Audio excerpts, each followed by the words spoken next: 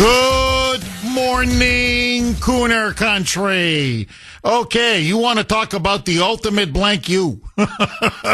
To you, to me, to anybody who believes in election integrity and honest elections. In a stunning ruling. Absolutely stunning, shocking. I'm not going to sugarcoat this. Enraging ruling. The Supreme Court, 5-4 decision. 5-4. And I'm going to get to the 5 justices who voted in favor, upheld a Mississippi law. The Republican National Committee, along with the local Libertarian and Republican Party in Mississippi, sued Mississippi's mail-in ballot law. And the Supreme Court upheld Mississippi's mail-in balloting law. And in essence, what the Supreme Court ruled yesterday was that it is legal, it is permissible, according to federal election law, to have mail-in ballots that are postmarked either several days before Election Day or on Election Day itself. And even if they arrive days later, in Mississippi's case, there is a 5-day grace period. So even if they arrive 3, 4, 5 days after the election, they still must be counted. They're still considered valid. They must be counted and be processed and have those votes put into the tally to determine the eventual winner or the eventual loser. Now, what the Supreme Court did is they have now entrenched, as I said on X last night, and essentially legalized cheat by mail. That's exactly what they did. What they now say, it's a huge victory for the Democrats. They were cheering yesterday.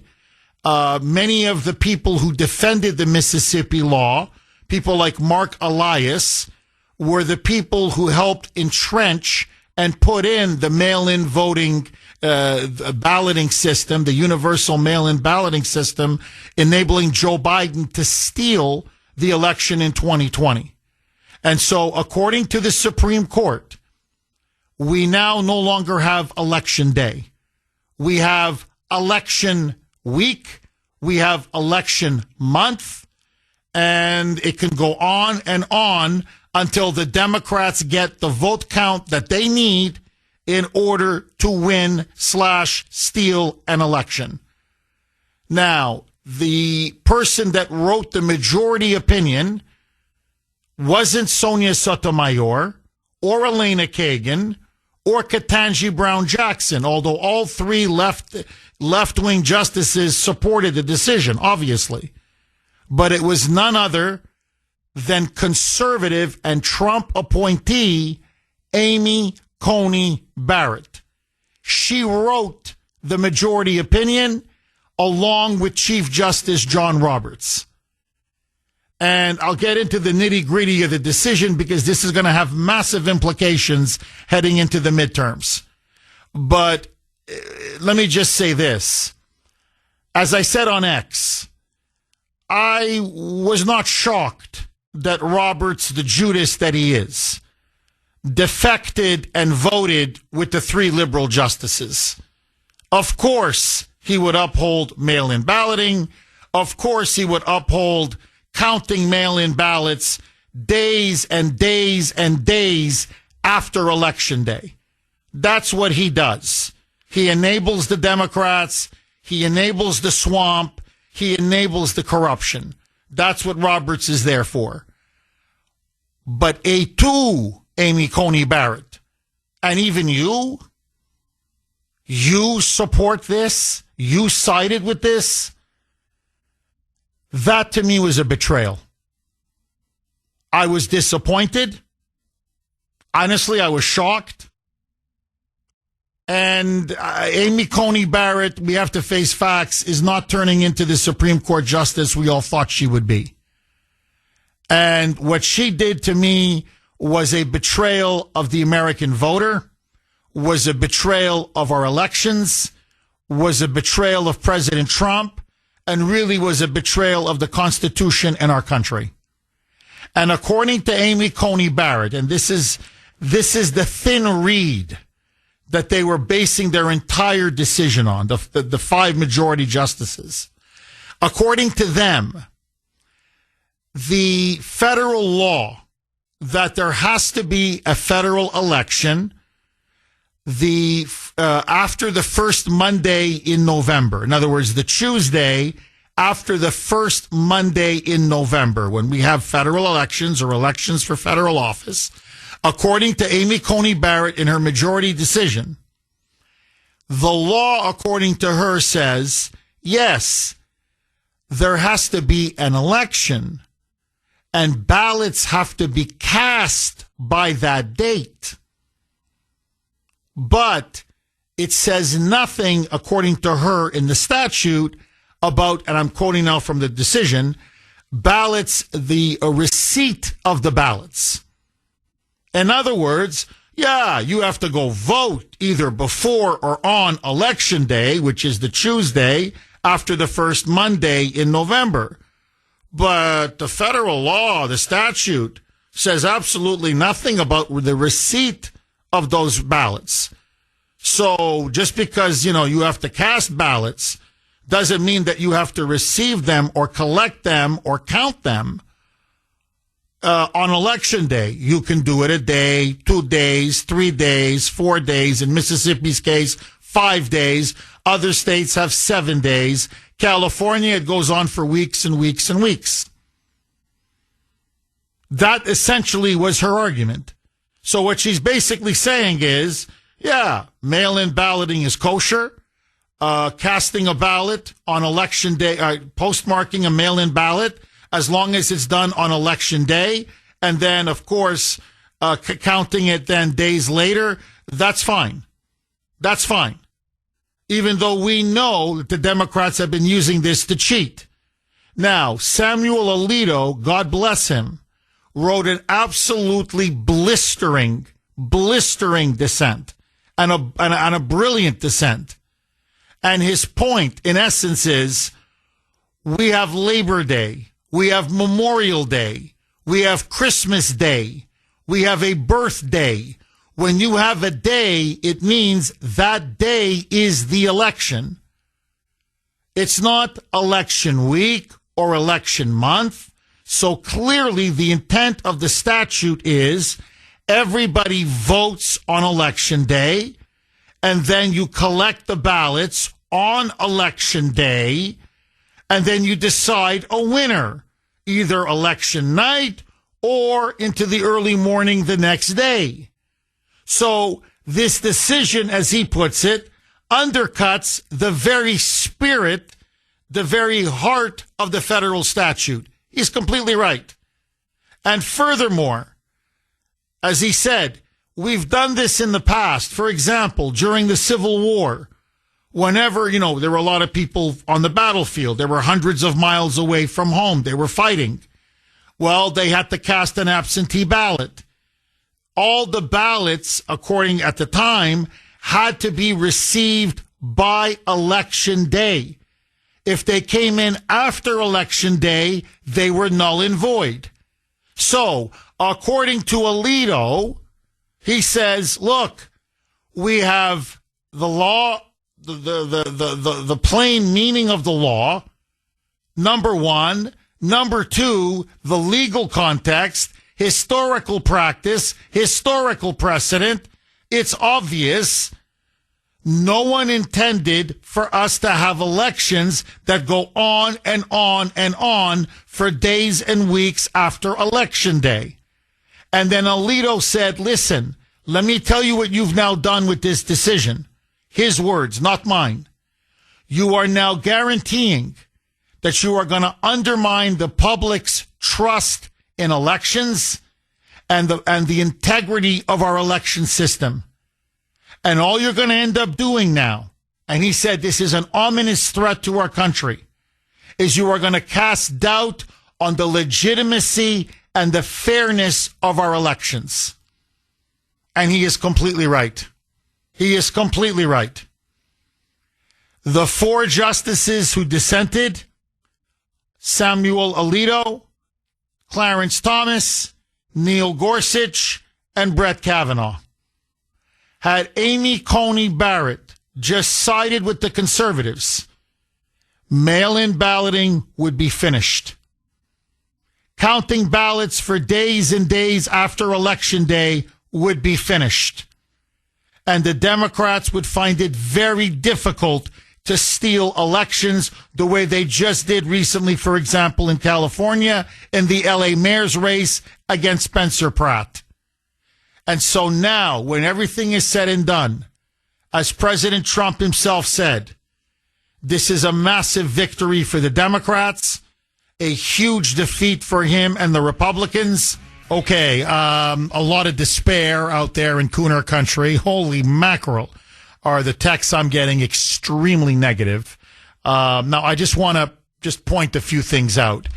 Contrary to what the fake news media is saying, the Supreme Court ruling, and it was bad, there's no question. It was on the merits a horrible ruling. And in its consequences, the effects, also very bad ruling.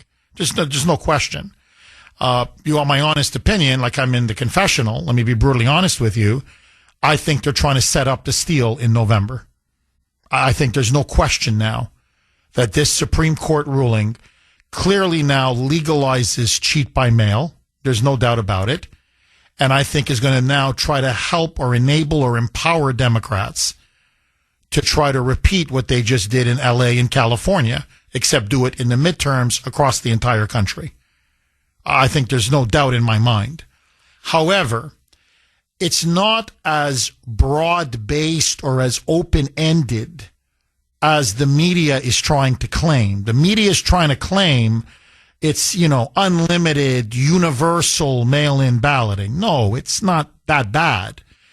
What the Supreme Court said yesterday is mail-in ballots, absentee ballots, however you want to call them, if they are postmarked, okay, at the post office, or, you drop it in the mail and it's postmarked, either before or on Election Day, and they arrive within a certain time frame. Now, Mississippi, it's 5 days. So other states say it's 3 days. Other states say, 7 days, whatever. But if it comes in within that certain time frame, then they will be counted. They're considered valid, legitimate ballots, even though the election is over. Election Day is over. It's now a day, 2 days, 3 days, 4 days after Election Day. If they arrive, they will then be opened and they will be counted. And of course, they will count. But say they come in after 5 days. It depends. Every state has a different law. But, then no, they won't be counted. So it's not as if the Supreme Court said, hey, as long as the ballots keep arriving, this could go on for months and months and months. So they did put some limits on mail-in balloting and the counting of these mail-in ballots. Okay, that's point number one. Point number two, if we pass the SAVE Act, and this is after this decision, and this is President Trump's point, I'm almost quoting him verbatim now, on Truth Social, he goes, after this horrible decision, he goes, now it's more important than ever. It's the most important thing is to get the SAVE Act passed. Because what the ruling states is, if Congress wants to pass a law that says limit mail-in balloting and nothing can be counted, no ballot can be counted after Election Day, Congress has the right to do that. So, yeah, they're upholding cheat by mail in these blue states, yes, but they are opening the door saying, no, but Congress has the right to pass a law. And if Congress wants to pass a law that says, no, you can only count ballots on Election Day and that's it. So if it, I don't care if it's postmarked and if it arrives a day late or 2 days late, then we're just not going to count it. And that's, by the way, what the SAVE Act would do. The SAVE Act would limit mail-in balloting. You can't count ballots after Election Day. Period. Full stop. The mail ballots or the absentee ballots have to arrive either before or on Election Day. Otherwise, they're considered null and void, illegitimate ballots. So it does open the door, if Congress will get off its rear end and pass the SAVE Act, we can still nullify and overturn all of this. Now, listen to President Trump. He was asked by a reporter about the mail-in ballot ruling yesterday, historic ruling, there's no question. And his answer, now we need the SAVE Act more than ever. Roll cut to a mic. Mr. President, what do you make of the Supreme Court ruling today in regards to the mail-in ballots, and what comes next for the SAVE Act after today's ruling? Well, because of the mail-in ballot ruling, which was a little bit surprising, gives people more time to vote illegally, let's say. But the SAVE Act is even more important, and that's the right. You have to be a citizen of our country. Okay, you have to show you're a citizen of our country, called citizenship. Voter ID by photo voter ID, and no mail-in ballots unless you're in the military, disabled, you're ill, or you're away, or even on a vacation. We're being very open about it. It's pretty easy. And we'll have an honest election. He's completely right. He's completely right. Now, let me just ask all of you, okay, a couple of questions. I know many of you are sad. I know many of you are demoralized. I don't blame you. But look, we can't give up. We can't give up. And if we don't give up, we'll win. So we just have to keep punching and punching and punching. I mean, obviously, I mean politically punching, not physically punching. So let me ask all of you, should ballots by mail be counted after Election Day? Even if they're postmarked, say on, let's just say the election is held on November 3rd. Just indulge me. So it's postmarked on November 3rd, but it arrives, say, on the 4th or the 5th or the 6th or the 7th or the 8th, whatever, 4 or 5 days later. Should that ballot still be considered a legitimate, valid ballot and counted? Or should only ballots received before or on Election Day be counted? And has the Supreme Court now, is Alito right? 617-266-6868 is the number. Let me throw an extra log on the fire. I'd love to get all of your reaction. Are you shocked that Amy Coney Barrett crossed the aisle and not just voted in favor of counting mail-in ballots after Election Day, and basically now, as I said on X, really expanding opportunities for voter fraud? That's what this decision does. It expands opportunities for Democrats to commit voter fraud. There's no question. And it clearly now gives the Supreme Court's imprimatur legalizing cheat by mail. Are you shocked that Amy Coney Barrett would not just vote in favor of cheat by mail, but that she would write the majority opinion herself? And have you lost all confidence in her? Look, we know why Sonia Sotomayor is for it, and Ketanji Brown Jackson and Elena Kagan. These aren't judges. These are Democrat hacks. So anything that enables them to, Democrats to steal elections or commit voter fraud, that's fine with them. Roberts has always been a Judas. Okay, we know that about him. As they say, it's obvious there's kompromat, as the Russians say, compromise, that he's compromised, that they have compromising information on him. But Amy Coney Barrett, what the hell?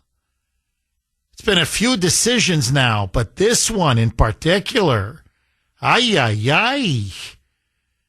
I mean, like I said, that's like a knife in the chest. Not a knife in the back, a knife in the chest. And so are you disappointed? Do you feel betrayed? I got to ask, because I do. And now the big birthright citizenship case, it's probably going to be released today. We don't know, but it's either going to be today or tomorrow. Does that make you more or less confident? After this decision, I'm thinking if Amy Coney Barrett stabbed us on mail-in balloting, I think she's going to stand up for the right of illegals to have anchor babies. And, of course, so will Roberts. And there's your 5 right there. So I'm starting to get a little pessimistic now about, what's going to happen with the birthright citizenship case. Am I wrong?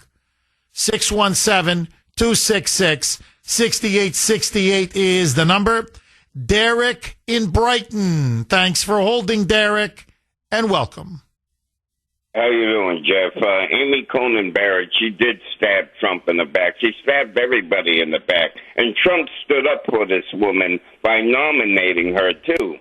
But the other thing is, if they're going to have, allow mail-in ballots, why doesn't Trump, his supporters, he tell his supporters, okay, you want mail-in ballots, then we're going to, have mail, I'm going to tell my supporters to, to go do mail-in balloting too. And, to just, go do it that way. If you want to have mail-in ballots, so you keep counting and counting until after the polls close. But the other thing also is why can't Trump go to Thune, the Senate Majority Leader, and say, well, hey, let's make a deal to pass this Save America Act thing. What do you want?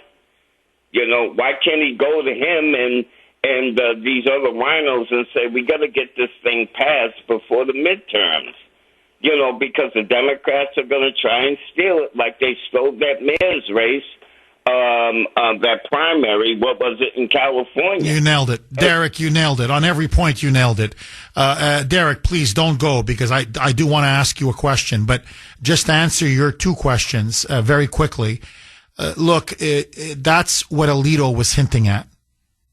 Okay, he didn't quite say it because, he's a Supreme Court justice and, how do I say this? He's a polished, very smart, highly intelligent man. I urge everybody read his dissent. It's a brilliant dissent. Oh my God, it's a brilliant dissent. I mean, he destroyed the majority. And by the way, he destroys mail-in balloting, the whole concept of mail-in balloting, the history of mail-in balloting. He goes on about how it's failed everywhere it's been tried. He names country after country after country that has tried mail-in balloting. And he lists how corrupt it is, how rife with voter fraud. I mean, he annihilated him. To me, I hope he takes that dissent and turns it into a book, a small, thin book, because the whole country should buy it and read it. But that's Alito's point, Derek, exactly what you said so eloquently and powerfully. He's basically saying you're going to turn elections into a free-for-all. He goes, I'll tell you what's going to happen. The other side is going to do what you guys do, because they're going to have no other choice. So they're going to start ginning up as many mail-in ballots as possible, and there's going to be ballot harvesting and ballot trafficking. And and by the way, it's easy, and I'm going to get to this a little bit later. This stuff that it's postmarked means nothing. It's nothing. You can fake a postmark. I mean, that's the easiest thing to do. So he says, you're going to see now a slurry. That's the word that he used. SLURRY. He said, you're going to now see a slurry of all of these mail-in balloting procedures explode. And he's basically saying Republicans are going to do it too, and Trump is going to do it too. And then what happens when you have so many freaking ballots that there are more ballots than people? Then what do you do with an election? Then the whole country is plunged into a constitutional crisis. So you're absolutely correct, Derek. They're forcing Trump now to play the Democrats' game and to basically beat the Democrats at their own game. So voter fraud is now going to be part of the American way. There's no other way. If you don't, you get wiped out. You're Spencer Pratt. You just you win on election night, and before you know it, they keep counting, and suddenly you're gone. You've been defeated. Now, to your second point, which is just as good as your first point, Derek, look, this is what Trump is now starting to realize. There are these rhinos in the Senate Lisa Murkowski. You've got Tom Tillis now. You've got Bill Cassidy. You've got Susan Collins. They will not vote for the SAVE Act because they are determined to defeat Trump in November. They're not thinking as Republicans. They're thinking as anti-Trumpers.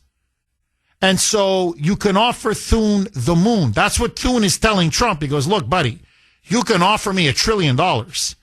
I can't move them. I can't move them because they hate you so much. And they want to undermine and destroy you so much. They know that the SAVE Act means the Democrats can't cheat. And if they can't cheat, they can't win. But they want Trump to go down. And so they're willing to lose the House and the Senate. In other words, their power just to sink President Trump. And the question is, how much has Murkowski been bought off? Because she has been bought off. I don't know if it's by Soros. I don't know if it's by this guy, Neville Roy Singham, the Chinese communist billionaire. I don't know if it's Alex Soros. I don't know if it's Bill Gates. Someone is paying her a lot of money. She is out to bring Trump down. McConnell is out to bring Trump down. You know, I could run to you. There's about 4 or 5 of them. They will not vote for the SAVE Act.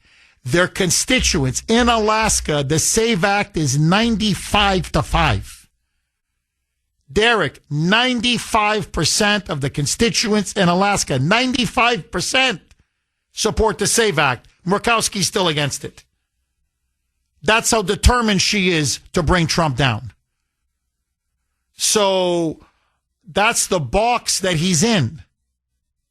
And so my question to you, Derek, in the wake now of this decision, in the wake of this entrenched, corrupt opposition, and they are corrupt, they're bought off, what does Trump need to do? Does he need to declare a national emergency? And by declaring a national emergency, he can then say, you know what? No more voting fraud, no more cheat by mail. That's it. You vote in person, or if you're going to do a mail-in ballot, it has to arrive on Election Day. Anything after Election Day, it's not counted. What say you? I say, well, I'm not to, when you say he should declare a national emergency, I don't quite understand that part, Jeff, but I don't know. What about primarying these rhinos like Thune, Murkowski, Collins, McConnell? He's on his way out the door, isn't he? I mean, what about? I don't know if you can primary these people. No, you can. Oh, Derek, you're right. You can, except, you know, you have to wait till. I mean, McConnell's on his way out. Tom Tillis is on his way out. Bill Cassidy from Louisiana, he got primaried. He's on his way out. But their replacement's only going to be installed, you know, so they're going to sit him in January of next year. Okay, let's put our cards on the table, my friends. I think it's quite obvious that Chief Justice John Roberts is compromised and has been for a very long time. I saw that with the infamous Obamacare ruling, which made absolutely no sense whatsoever. And it's an open secret. In Washington, it's been an open secret now for 15 years that the deep state has, what the Russians call kompromat, compromising information over him and his family. And what they're blackmailing him with, and this is blackmail, is obviously the adoption of his children, which was an international adoption in Ireland. And for whatever reason, I don't know quite the specifics, but there were some illegalities or technical illegalities that were done in that illegal, in that international adoption that could be used against Roberts. And so they have him by the short hairs, as they say.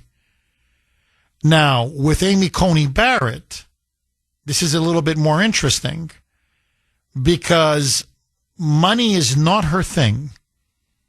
I haven't heard anybody say anything about her bank accounts or that she's taking money, because that's just not her thing. She's apparently a very devout Catholic. They have a large family. She herself has adopted, I believe, several kids from Haiti on top of her natural biological children. She is, however, extremely devoted, which is a great thing, don't get me wrong. But she is extremely devoted. She's what they call, a mama bear. She is very devoted to her children. And she strikes me as scared. Scared that someone has threatened her kids. Scared that someone has threatened her family. But she looks to me a little bit like a little rabbit. I'm not saying this to be insulting. I'm just being honest. She's jumpy. She's nervous. She looks frightened in her eyes. I look at her rulings and I say, this is not the Amy Coney Barrett who taught law, constitutional law at Notre Dame University, was an absolutely brilliant conservative, an originalist, a constitutionalist, who everybody was saying this is the female version of Antonin Scalia. That she was going to be a female Scalia with her brains, her intellectual firepower, her conservative principles. That's why Trump nominated her. That's why he appointed her. And that's why she was confirmed. And she has turned out to be a very, very different Supreme Court justice. Number one, she's silent as a mouse. She hardly says anything in oral hearings or oral arguments. She's apparently quiet behind the scenes as well. So she seems to be intimidated. And she's making rulings that just make, from her conservative philosophical worldview, make absolutely no sense whatsoever. Like, no sense whatsoever. And so, to me, I don't know if they've threatened her. I don't know if they've intimidated her. I don't know if they've threatened her children. Now, if that is the case, I feel very bad for her and her kids. Please, I don't want to come across as insensitive, because that's the last thing I am. But if you're afraid to do the job, or you've been threatened or intimidated to the point where it's compromising your decisions, I'm sorry, you have an ethical, moral, and I believe constitutional obligation to step down from the bench because you're compromised. And not in a corrupt way where you've committed a crime and you're being blackmailed, or you're taking money, or, you're doing something illegal or nefarious or greedy, or no, but if, you're not able to fully, properly function and, do your duties as a Supreme Court justice, well, then I'm sorry. I really do. I mean, look, I'm sure she could go back to teaching. Almost any university would want her. She could make extremely good money. And, I don't think, feeding her family would be a problem. But if someone has intimidated you or threatened you, in particular your children or your family, and it's affecting your judgment, and I think it is, then I'm sorry, you got to go. You have to step down. Because she's turning now, for me anyway, into the biggest disappointment on the Supreme Court after Roberts. I mean, we fought like hell for Roberts when he was first nominated, a while back. So to me, no one is going to outdo Roberts. But I got to tell you, some of her decisions, ay. Now, I want to ask all of you, because this is really the central issue that they decided on, and it's the central issue now around our elections. And, I said it at the time of COVID. I said, mark my words, once they implement mail-in balloting, and you see how easy it is to cheat and to steal elections and to almost manufacture unlimited fraudulent ballots, okay, the rampant voter fraud that inevitably always comes when you have mail-in balloting. It's everywhere it's been tried. The same thing has happened again and again. I said, you watch, we're never going to get rid of it. Remember, this was, what was it, 6 years ago. I said, you watch. Now that they have this system in place, good luck trying to get rid of mail-in ballots. Because now it's too easy to steal. It's just too easy. And so there are too many vested interests at stake. There's too much power and money on the line to give up that kind of control over our election system. And so that's exactly now what's taking place. You can't get rid of this mail-in balloting. And look at them. They're putting up every obstacle, every hurdle, anything they can do to keep this system afloat, even though the American people clearly say, we want this thing profoundly reformed. We want it ripped out root and branch. Confidence in our elections has dropped like a stone. Who honestly believes that our elections are free and fair anymore? And that all stems from mail-in balloting. And especially this insane process whereby they just keep counting for days, even weeks, and then all of a sudden you're ahead on election night, and then shazam, 3, 4, 5, 6, 7, 10, 12, 14 days later, now you're no longer ahead. And they declare the other person the winner. And it's usually 99.9% of the time a Democrat. And frankly, the more radical the Democrat, the more likely they're the ones who stole it. So this is where we are. And they're not going to change it. And you have these Judas Republicans who are against the SAVE Act, because I'm telling you, they're bought and paid for. They're controlled opposition. On top of the fact that they so want to hurt Donald Trump. They want him impeached so bad. They could taste it. They want his administration to be undercut and paralyzed so bad. They'll give up the House. They'll give up the Senate. They'll even give up their own chairmanships on committees just to see Donald Trump go down. And that's why they will never, ever pass the SAVE Act unless we tell them it's going to be their political death knell. Unless they know very clearly this is political suicide. Political hiri-kiri, as the Japanese say. Okay? You're finished. Politically, you're done. Now, I got to ask you, at the heart of this whole cheat by mail system, and at the heart of yesterday's 5-4 ruling, should states be allowed, like Mississippi is an example, should states be allowed, state officials, state election officials, to count mail-in ballots that were sent on or before Election Day, and then they're received after Election Day?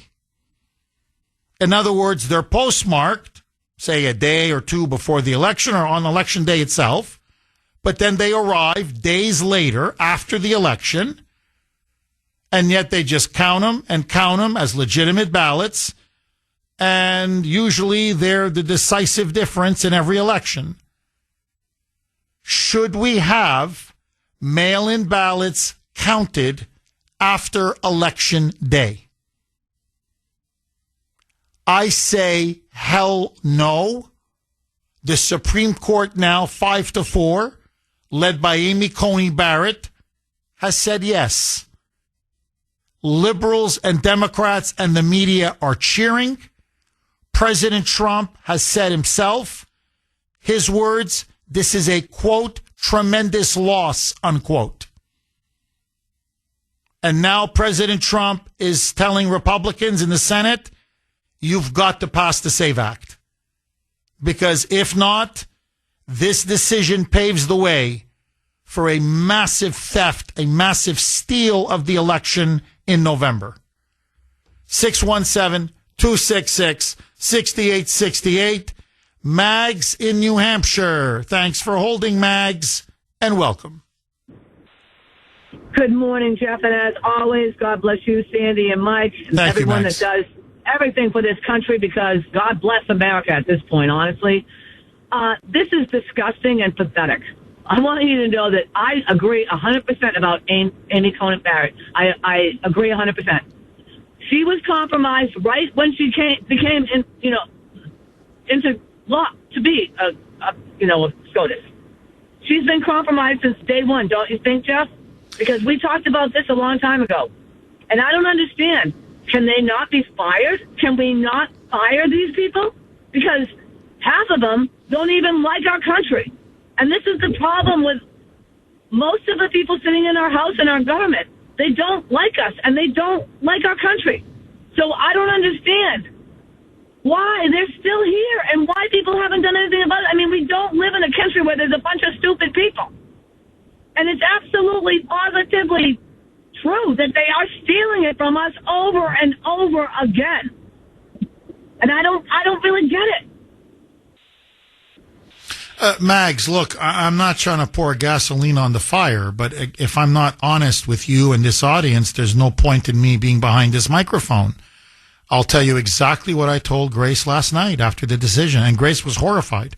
She was fuming. I thought there was smoke coming out of her ears. That's how upset she was. And she was really livid at Amy Coney Barrett. Because she said, look, Roberts, I expect him to stab us. He always stabs us. And the 3 liberal justices, they're a joke. Okay, they're just a rubber stamp for the Democrats. But Amy Coney Barrett, we expected better, and we should get better. And I'll tell you exactly what I told Grace. I go, she effed us. I go, they effed us. The Supreme Court, those 5 justices, led by Amy Coney Barrett, pardon my French, but that's what I said. I said they effed us. That's what that voting, that's, and the American people are getting screwed. We're getting screwed again. We have a right to honest, free, and fair elections. We have the right to election integrity. No other country does this. Literally, no other country do elections go on for days and days and days. I'm talking even third world countries. Not to insult third world countries. I'm telling you, this doesn't happen in Ethiopia or Somalia or Senegal or take your pick. Maybe a day after the election. Because they don't have quite the technology that we have. Maybe, if the election's held on a Tuesday, you find out the winner, say, on Wednesday. Okay, that's it. Max. Usually, by the way, it's election night. It may be 11, midnight, 1 o'clock in the morning, but by election night, and it doesn't matter how big or small the country is. Some of these countries are hundreds of millions of people. India, 1.4 billion people. Billion with a B. By the end of the night, you know who won. By the end of the night. Okay, it's the largest democracy in the world. 1.4 billion. And they have by 11:30 midnight, they have a winner. Yes, it goes on and on and on. And of course, the Republican or conservative or MAGA candidate that's in the lead on election night, and then it's like, okay, so how many ballots are we behind? How many votes?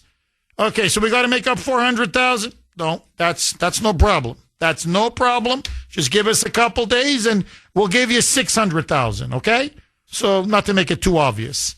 And that they do it again and again and again. How is this not the most important issue in our country?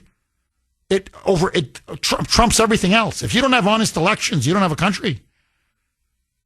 And so, Mags, my question to you, honestly, very simply, you said she's been compromised from the beginning. What do you think in particular they have over Amy Coney Barrett? Is it threatening her family? Is that what it is? Is it just that she's a scaredy cat? She's just, as one texter put it, she's like a rabbit. A rabbit jumps and runs the moment, they see somebody. They're afraid of their own shadow. Is that what it is, or do you think it's more nefarious? What say you, Mags? I really think that somebody threatens her family. I really do. Because I didn't see her like that before. I didn't see her acting this way before. I believe that people like George Soros, who should never be in our country, who should never have been allowed here, which, again, I do not ever understand. Okay? People that hate our country, we just let them in. Come on! Hey! Come on over here! Hurt us! Kill us! Do whatever you want to us, because that's what I feel like right now. I'm so pissed off right now, Jeff. I can't even tell you. Okay? And you know what a great patriot I am. I ride around with my Jeep. I listened yesterday, and I was so pissed off. I will be going to Plum Island on Saturday morning, riding around with a Jeep with all the flags on it, just to piss those people off, because I'm sick of these people that don't love America.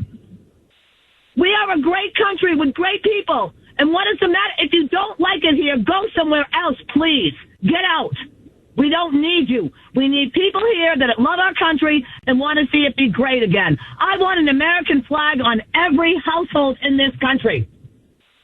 It used to be that way, Jeff. I'm sorry to have gone off, but honestly, this is such a disgrace to our country and disgrace to the people that fought for our country.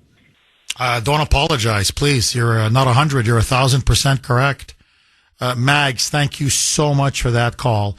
And look, I got to give the devil their due. Say what you want about the Democrats.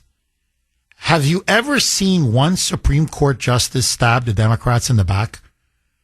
Really, you're going to hurt your brain thinking. Because I'm telling you, I'm like, you got to go back decade and another decade and another decade and another decade. I mean, really, you're going to hurt your brain. I'm serious. Can you think? Go back 10 years, 20 years, 30 years, 40 years, 50 years, 60 years. You're going to get a headache because you're like, Mo, it's true that they never crossed the Democrats. Ever. They have a lifetime appointment, lifetime tenure. It doesn't matter. When the Dems put a hack on that court, that hack stays loyal to the Democrats on every issue, 100% without fail. It's only our side. Have you noticed that?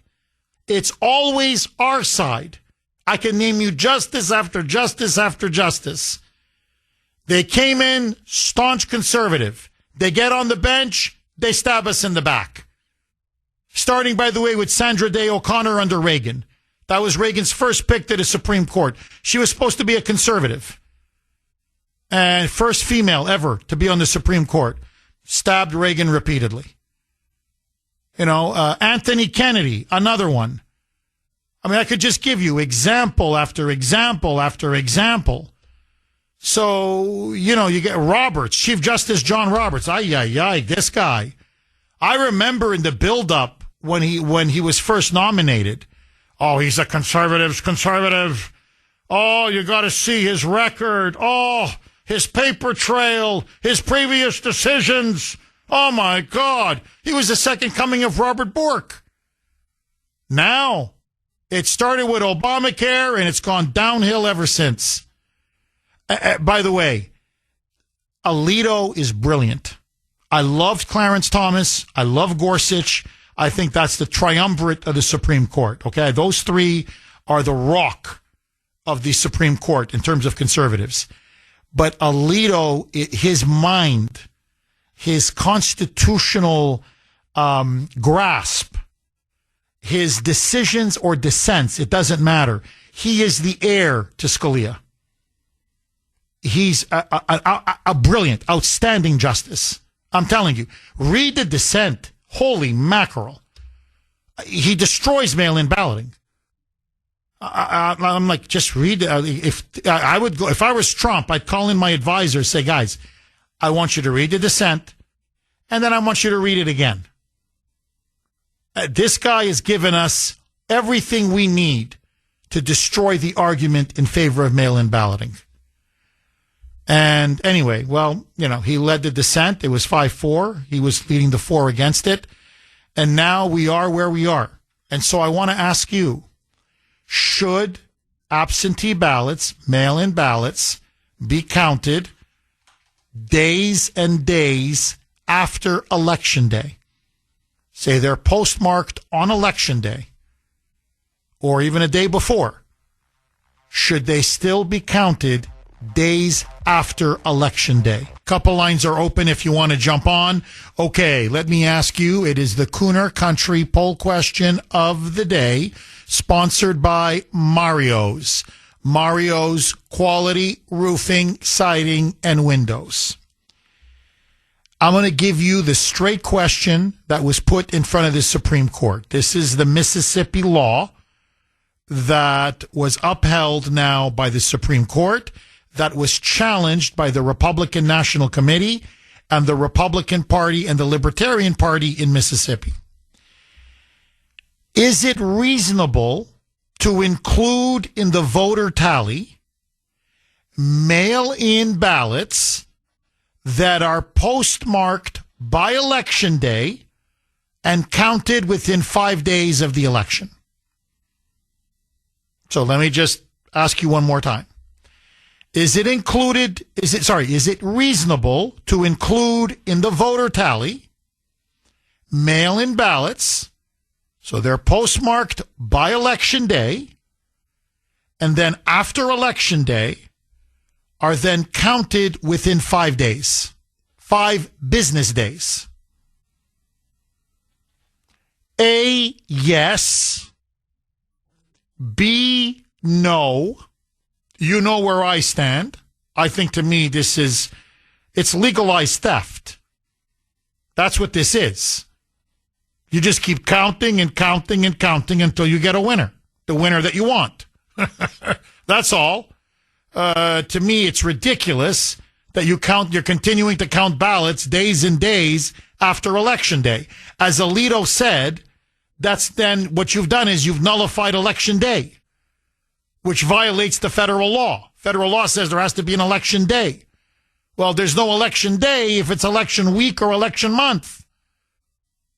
Now, but that's me. I want to hear from you. A, yes. B, no. I'm a hard no, a hell no on this one. But I want to hear from you. You can vote on our webpage, wrko.com/Kuhner, wrko.com/Kuhner, KUHN is in national ER. You can also vote via X. And yes, I was very active on X last night. My handle there, all one word, at the Kuhner Report, at the Kuhner Report, KUHNER. Jeff in Quincy. Thanks for holding, Jeff, and welcome. How are you today, Jeff? Good to speak to you again. So, here's my take on it. The Constitution spells out Election Day. I'm with you 100%. The fact of the matter is the court doesn't have the guts to get involved in this stuff. They didn't have the guts to get involved in the 2020 stolen election. And more importantly, with the SAVE Act, it's not an elected representative's job to vote the way they want. It is their job to vote the way their constituents want them to. We elect these criminals that go into office, and that's what they are. They're criminals, to go into office and represent us. When the SAVE Act is supported by 83% of Americans on both sides of the aisle, do your job and pass the damn bill. It's that simple. This is the destruction of America. And Amy Coney Barrett and Justice Roberts are both responsible for it at this point. Jeff, do you think now with this disastrous decision from the Supreme Court, is this going to put more pressure on Republicans in the Senate to pass the SAVE Act? Yes, it's going to put pressure on them, but they don't care what we think, Jeff. It's that simple. They don't work for us. They work for themselves. And that's what it's come down to. We need to get rid of it. We need to purge every single rhino in the Republican Party.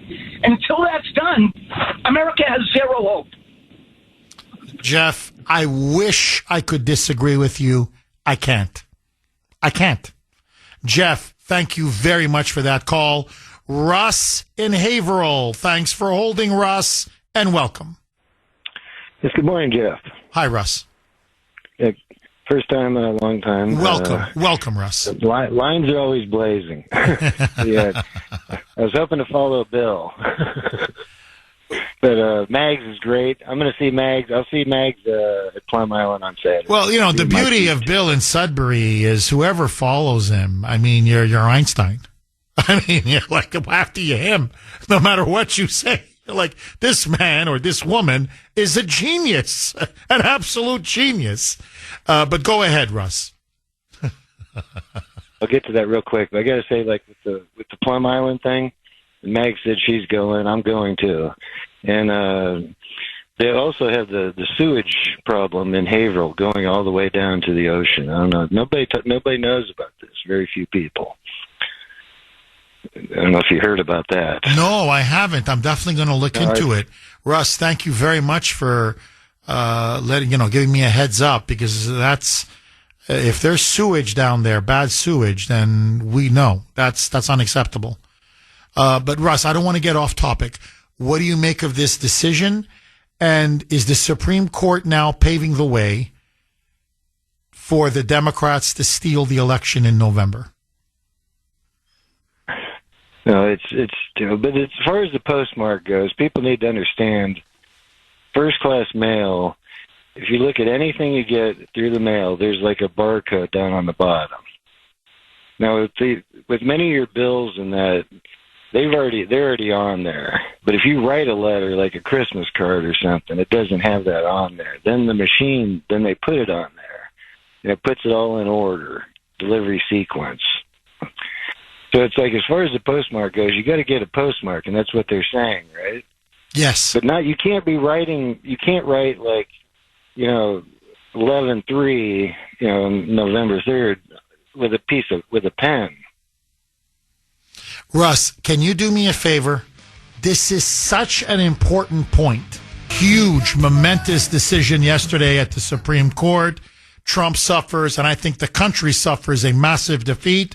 They now essentially are going to legalize cheat by mail.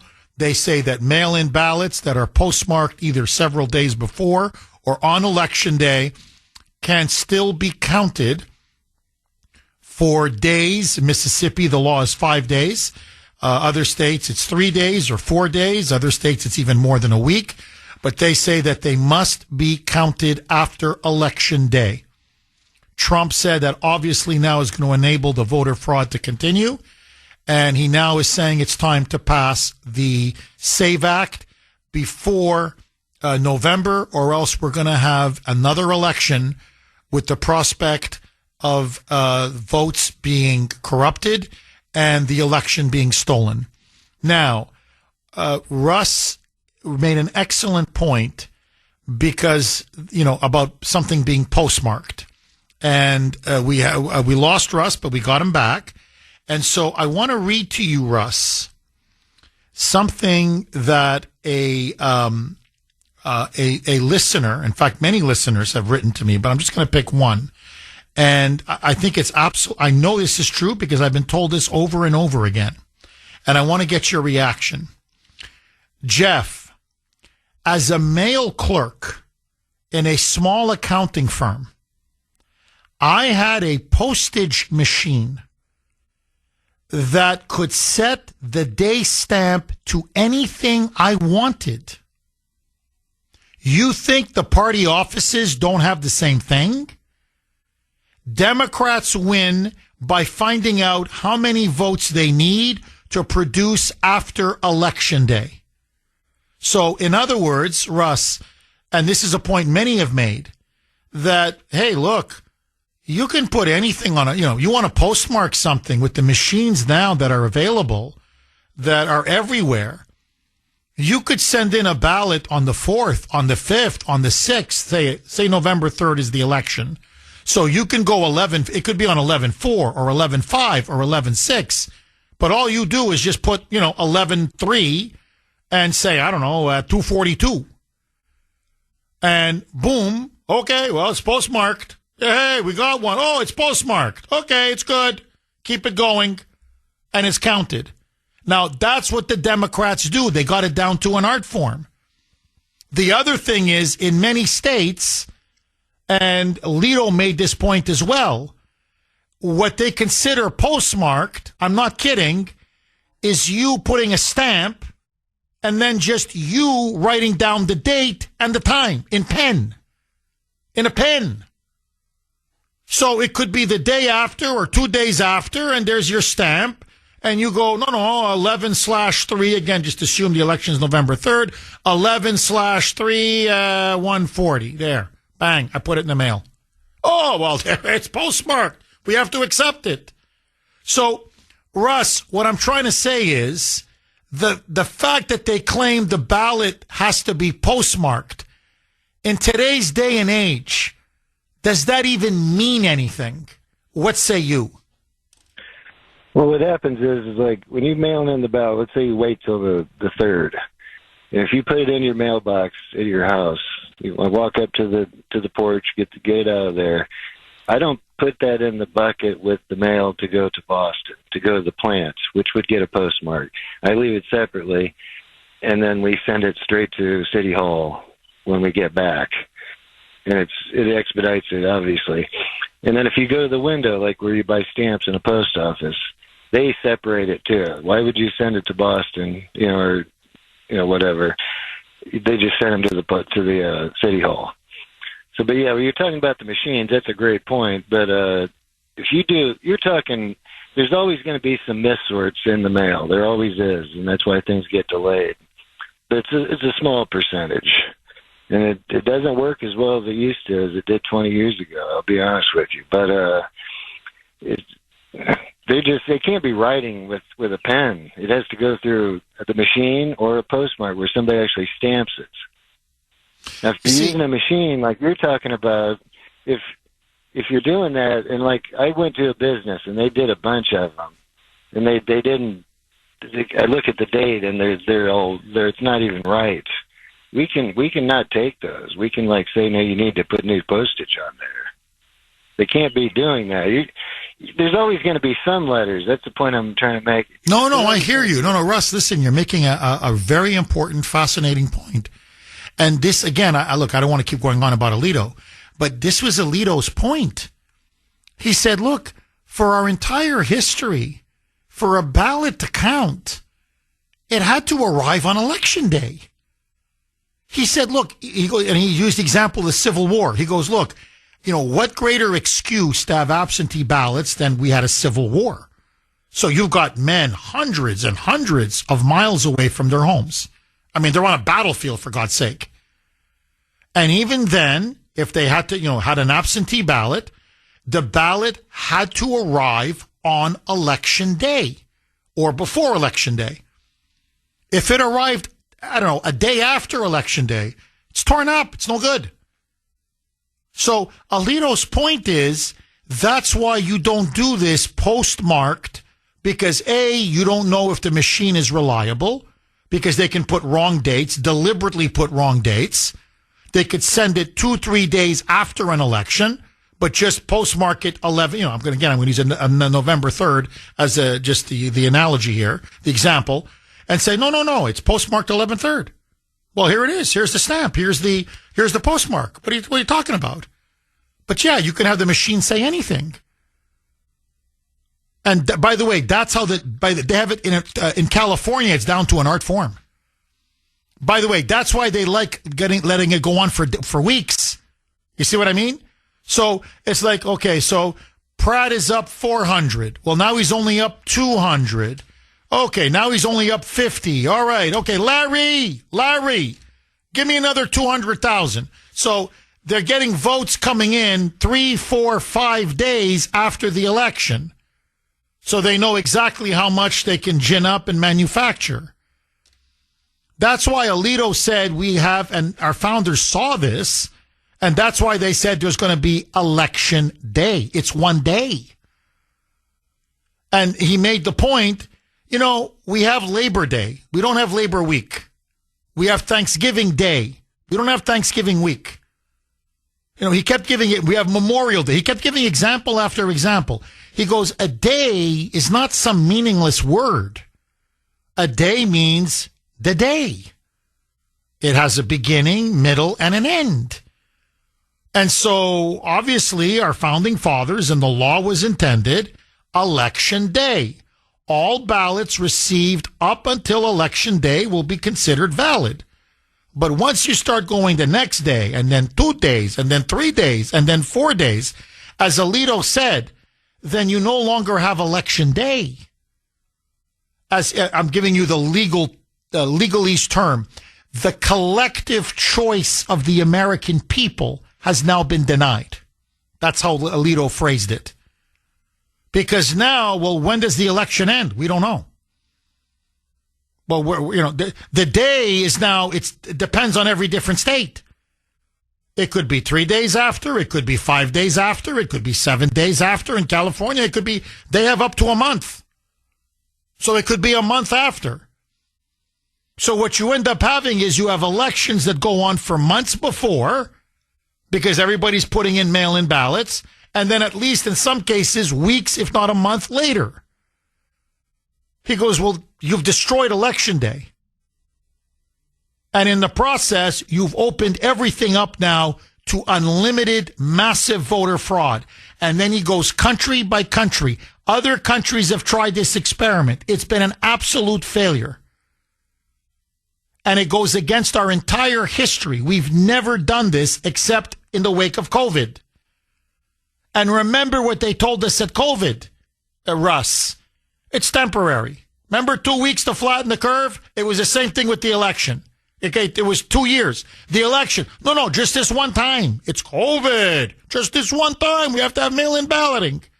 And I remember at the time I said, you're lucky if we get rid of it in 40 years. Once they see how easy it is to cheat with all these mail ballots flying around, you're never going to get rid of it. Russ, thank you so much for that call. Agree, disagree. Carrie in West Bridgewater. Thanks for holding, Carrie, and welcome. Hi, Jeff. Hi. Listen, Mags really needs to probably stay away from the TV and the radio today, because if she thinks she's upset now, wait till the Supreme Court decision about birthright citizenship, which is supposed to be announced today, comes out, because I guarantee we're going to lose that one as well. Guaranteed. Carrie, I promise I won't cut you off because we're up against a break, but are you surprised at Amy Coney Barrett? Jeff, I think she's the biggest disappointment and the worst. Mike, you could have given her at least a few more seconds. I'm just saying. You know what I mean, Mike? We're going to hold you over anyway, Carrie. Carrie in West Bridgewater. Carrie, I asked you if you were disappointed by Amy Coney Barrett because you made, I think, the obvious point. Tell Mags and others don't listen to the news or watch TV, cable TV, because that birthright citizenship case is coming down the pike, and it doesn't look good. If Amy Coney Barrett screwed us on this, I think she screwed us on birthright citizenship. So it most likely will be a defeat. And I said, are you shocked? Are you disappointed? And then Mike had to cut you off. So, God forbid he should give you 10 seconds. But anyway, Carrie, please pick up where you left off. I thank you, Jeff. I think that Amy Coney Barrett is going to be looked at as the greatest disappointment, greatest mistake of Trump's presidency. She has failed us at every turn, and I'm going to say it. No more women on the Supreme Court, please. I don't think they make good decisions. I just, starting with Sandra Day O'Connor, and of course the three losers. What's her name?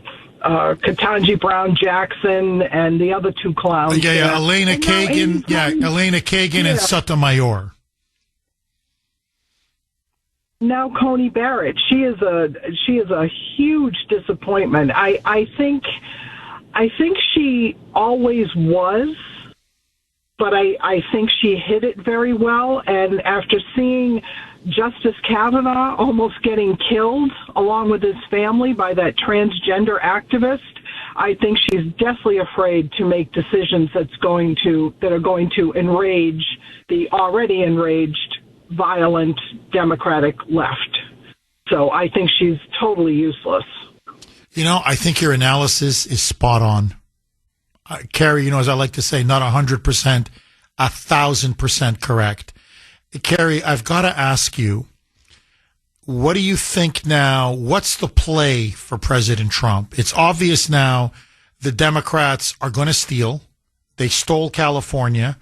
They're going to try to steal the midterms Basically, now the Supreme Court has green-lighted or legalized cheat by mail.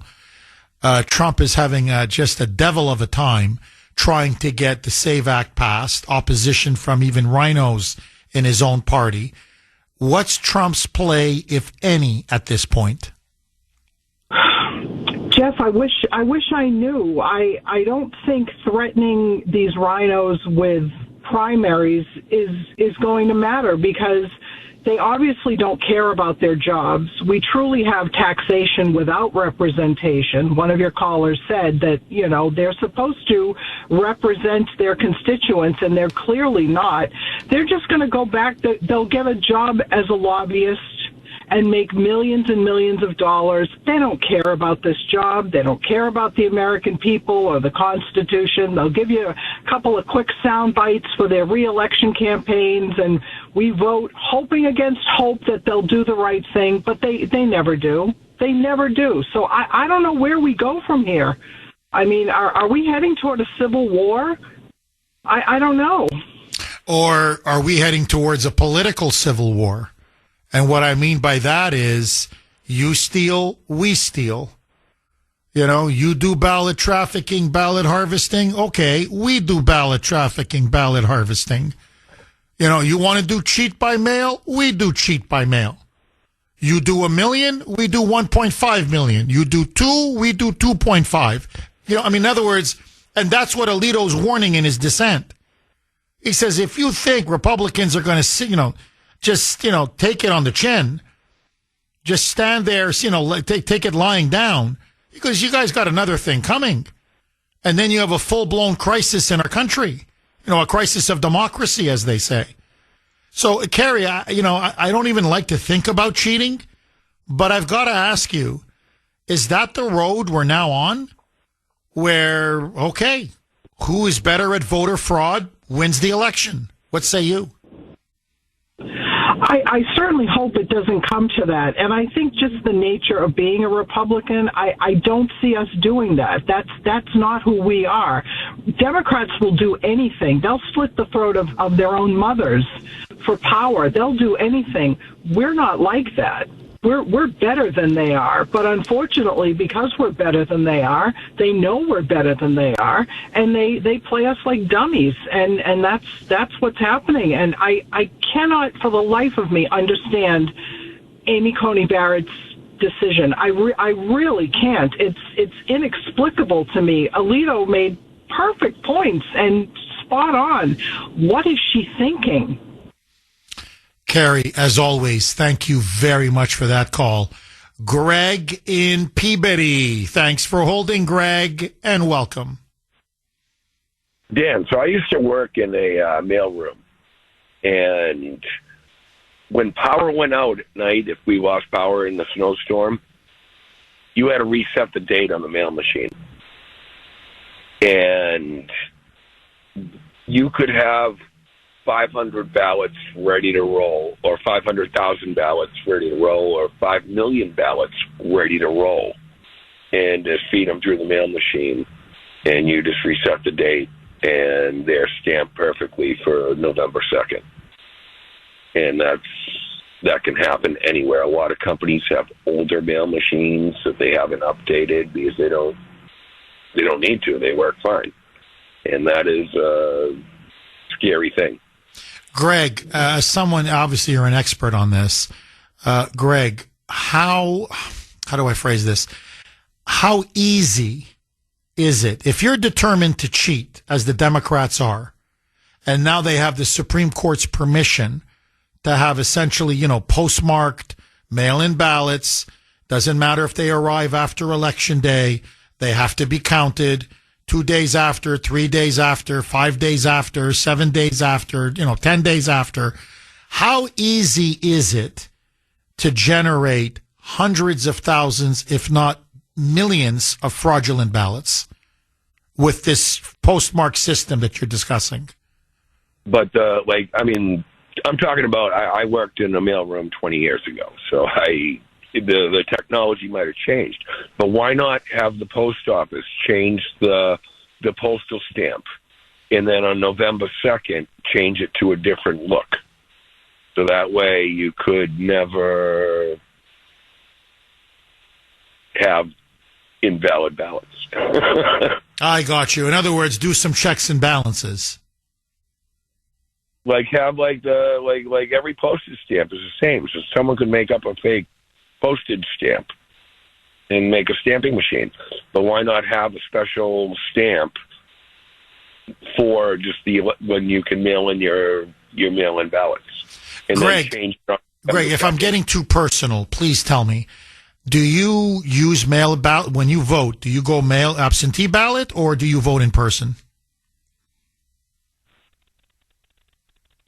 And I should have to be ID'd when I go in person. Oh, I'm with you. I'm so with you. Photo ID. I'm so with you. But Greg, I'm sorry, I didn't catch the beginning of your answer. Are you a kind of person that does mail-in balloting or do you vote in person? No, I vote in person. Yeah, I'm the same.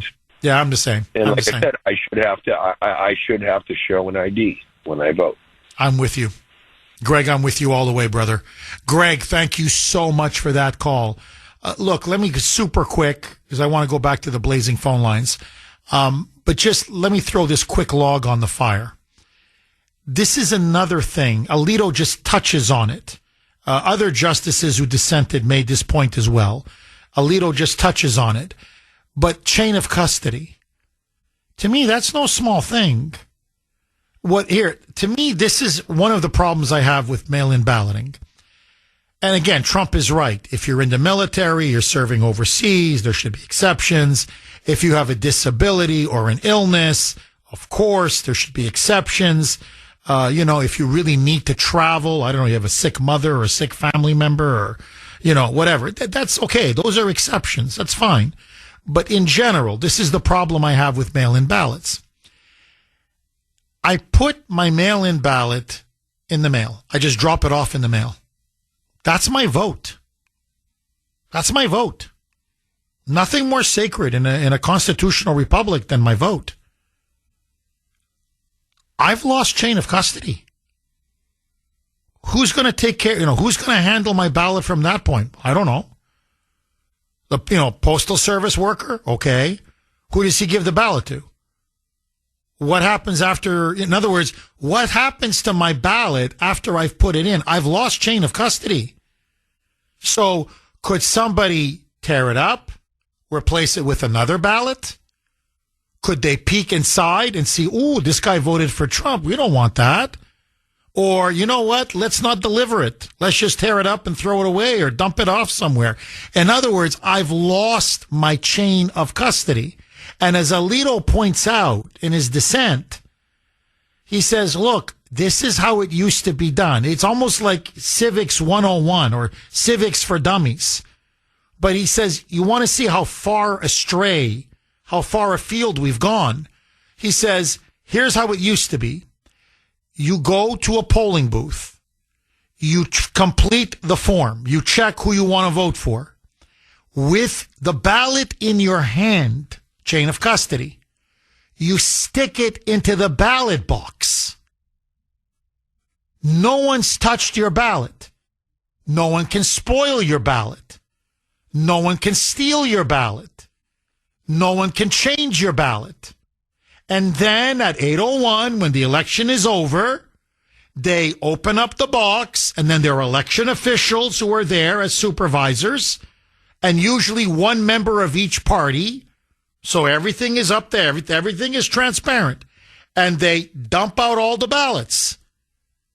And then in front of, a group of people, okay, this vote, one for Trump. Okay, this vote, one for Biden. And by the end of the night, you have a winner. So A, no one's tampered with your ballot. B, it's been counted. C, it's a valid, legitimate election. The moment you start playing with mail-in ballots, you're just opening the door to rampant, massive election irregularities and voter fraud. And in fact, that's exactly what has happened over and over and over again. So I want to ask you, in principle, I know there are exceptions, so we grant those exceptions, but in principle, should we just get rid of mail-in balloting? Well, again, with the few exceptions. To me, I always thought making it so widespread after COVID was a disaster. And notice, ever since we've done that, more and more Americans have lost complete faith and trust in our elections and in election integrity. And that's also Alito's point. He says, you watch, this is going to undermine the confidence of the American people in our entire democratic self-governing system. And if you don't have trust, the whole system is going to eventually collapse. Linda in Medford. Thanks for holding, Linda, and welcome. I think we're telling the same story almost every day. And what I'd like to know is, under what circumstances can Trump call in the troops? As far as I'm concerned, I'd like to see the troops called into L.A. They're obviously rigging the election. They have people in the streets that are homeless and have been there for some time. At what point do we just say stop? Well, and step in. No, I hear you. Look, Linda, Alito addressed that as well. And this is a major part of the voter fraud. They did this in L.A. That's another problem with mail-in ballots. And they got caught in L.A., but nobody wants to prosecute. So you have all these homeless people. We're talking tens and hundreds of thousands. So the DSA, the Democratic Socialists of America, to their credit, said, well, let's just go to the homeless people. Now, they don't have an address, so how can they get a mail-in ballot? Well, they just walked in with all these mail-in ballots, and they gave them money. $20, $30, whatever, a 6-pack of beer, whatever it was. And then they said, okay, you're Ken Johnson, right? Yes. Okay, Ken, sign your name right here, and we'll do the rest for you. And that's why if you look at the number that Spencer Pratt lost by to that Mamdani socialist, that she's really a communist, that Mamdani communist, it's almost identical to Los Angeles' homeless population. That's another reason why they want these massive homeless encampments in all of these big cities, blue cities. Because that's another massive pool of votes if they need to cheat. Now think about it. How can they all get a mail-in ballot, but they're all voting? They don't have a home. They're on the street. What the Democrats do is they go in there with all these mail-in ballots, blank, and they go, who are you? Okay, you're such and such? Fine. Here's the name, sign, and we'll take care of the rest. And they come up with a phony address, and it's amazing when you look at these addresses. Empty parking lots, many of them a 7-Eleven, and there's like 20 people saying that that's their domicile. 20 of them living at a 7-Eleven. And so, or whatever, it's an empty field. Literally, it's an empty field. Many of them, it's the middle of a river. Well, no, they run out of numbers at this point on whatever. I'm just going to make up a street, Main Street. Well, no, that's 62 Main Street is the last house. After that, you're going into the river. And it's like, well, no, 80, 82, 84, 86 Main Street. So they're mobilizing homeless people, buying them off to get a signature and a name, and then they're off to the races, Linda. And that's why they don't want the military in the cities. That's why they don't want ICE in the cities. Not just to protect the illegals, but to keep as much federal law enforcement out so they can steal and cheat in elections. Look, they've got 25 million on the voter rolls. Schumer gave us the number.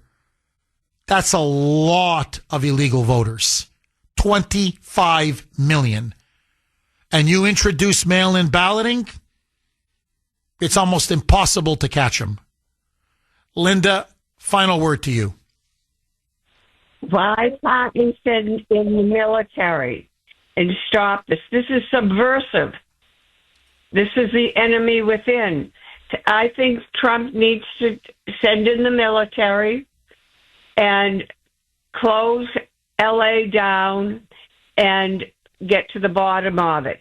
And if they have to have another election next week with the military in place, fine. Linda, thank you very, very much for that call. I think Trump may have no choice but to declare a national emergency. I know he's being pressured by people to do it, saying if we can't have honest, secure, clean, free, fair elections, if this Supreme Court is going to be this corrupt, then I have no choice. I have no choice. And, and what I don't get is this.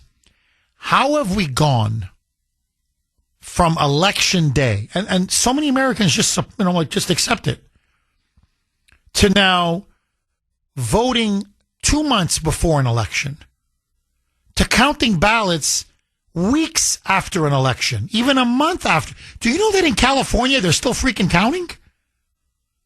They're still counting in California. I mean, this is like election month. It's absurd. And notice, who believes our elections are free and fair? So it's a crisis of legitimacy. Nobody believes that the winner is the honest winner. So you tell me, how long can a democratic republic last if we can't trust our elections?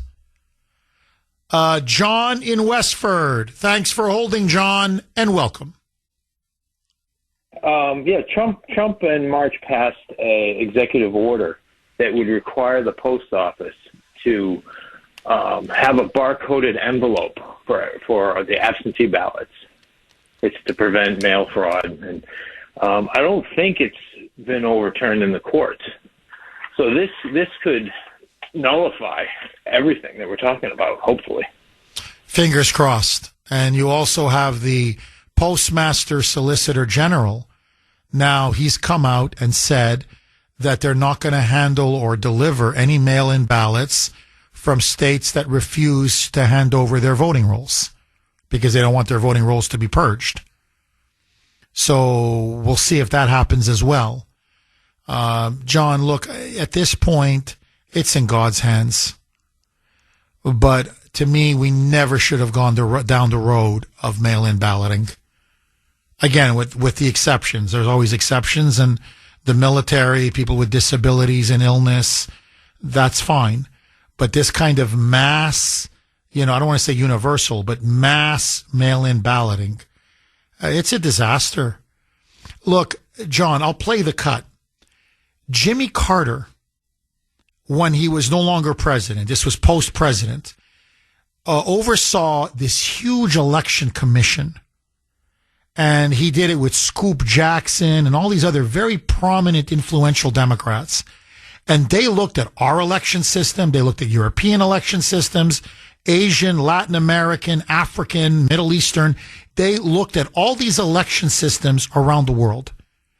Jimmy Carter, good old Jimmy, the peanut farmer, said the one system you never adopt is mail-in balloting. He said because it is rife with fraud and corruption. He goes, everywhere it's been tried, it's been a disaster. And by the way, France went in big and they said never again. Many European countries tried it and they said never again. For exactly the same reasons that's happening now. 617-266-6868. Okay, super quick because I want to go to Maggie in Amesbury. This is now President Trump in the Oval Office, and he's now saying, look, after this Supreme Court disastrous ruling, we've got to pass the SAVE Act, the Save America Act. And he then references Jimmy Carter. And listen to what he said about Jimmy Carter, because it's 1,000% true. Roll cut to C, Mike. The cheating on the ballots, the mail-in ballots. Jimmy Carter said it a long time ago. He said you can't have mail-in ballots. He headed up a committee with Scoop Jackson and others, all respected. And he actually, I think it was Jimmy Carter's finest moment, not doing president. But he headed up a committee, and he came out with a strong conclusion that if you do mail-in ballots, there's going to be cheating. France gave it up. We're the only country in the world that does this type of mail-in ballot. There's no other country in the world. You know why? They tried it, and it was totally dishonest. And it's really dishonest. So we shouldn't do mail-in ballots. So it's not too much to ask for voter ID, proof of citizenship, and no mail-in ballots. And you have honest elections. Bingo. He's completely right. Completely right. You have photo voter ID, okay? When you go cast your ballot, show proof of citizenship in order to register to vote, and with a few exceptions, no mail-in ballots. And then I'm telling you, you're guaranteed to have free, fair, secure, honest elections. Now, why would you be opposed to this unless you're cheating and you want to continue cheating? Maggie in Amesbury. Thanks for holding, Maggie, and welcome. Good morning, Jeff.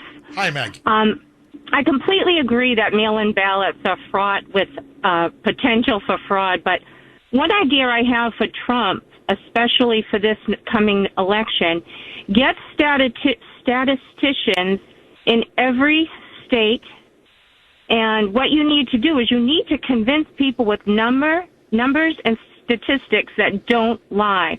So, for example, there's a certain trend to voting, right, on regular election day and in-person voting. There's a trend of who's winning Republican, Democrat in any given vicinity or area. What's happening is when the mail-in ballots come in, all of a sudden the trend goes berserk, right? And most times for the Democratic candidate. So get the statisticians there. Count how the trend starts to change once you start doing the day after mail-in ballot counting. Put the statistics out there, because people I talk to, they don't believe me. They think I'm crazy when I say the stats are there, the numbers are there. Oh, you're making it up. If you can gather these numbers and have a valid report, it gives Trump an actual challenge to the elections. But you have to have those numbers in place, because that is what's going to prove you know what I mean? You have to put it in people's face with numbers, because those are solid. They don't lie. And they will show you the percentages of how many of these after election day votes go for the Democratic candidates. They will show you the trend curves, how the trend should be pretty consistent with the in-person ballot trend, and they are not. Am I making sense? You're making complete sense. Oh, look, Maggie, you're complete sense. Here's the problem. Most Democrats deep down know that their party is cheating. They won't admit it, but they know their party is cheating. They know it.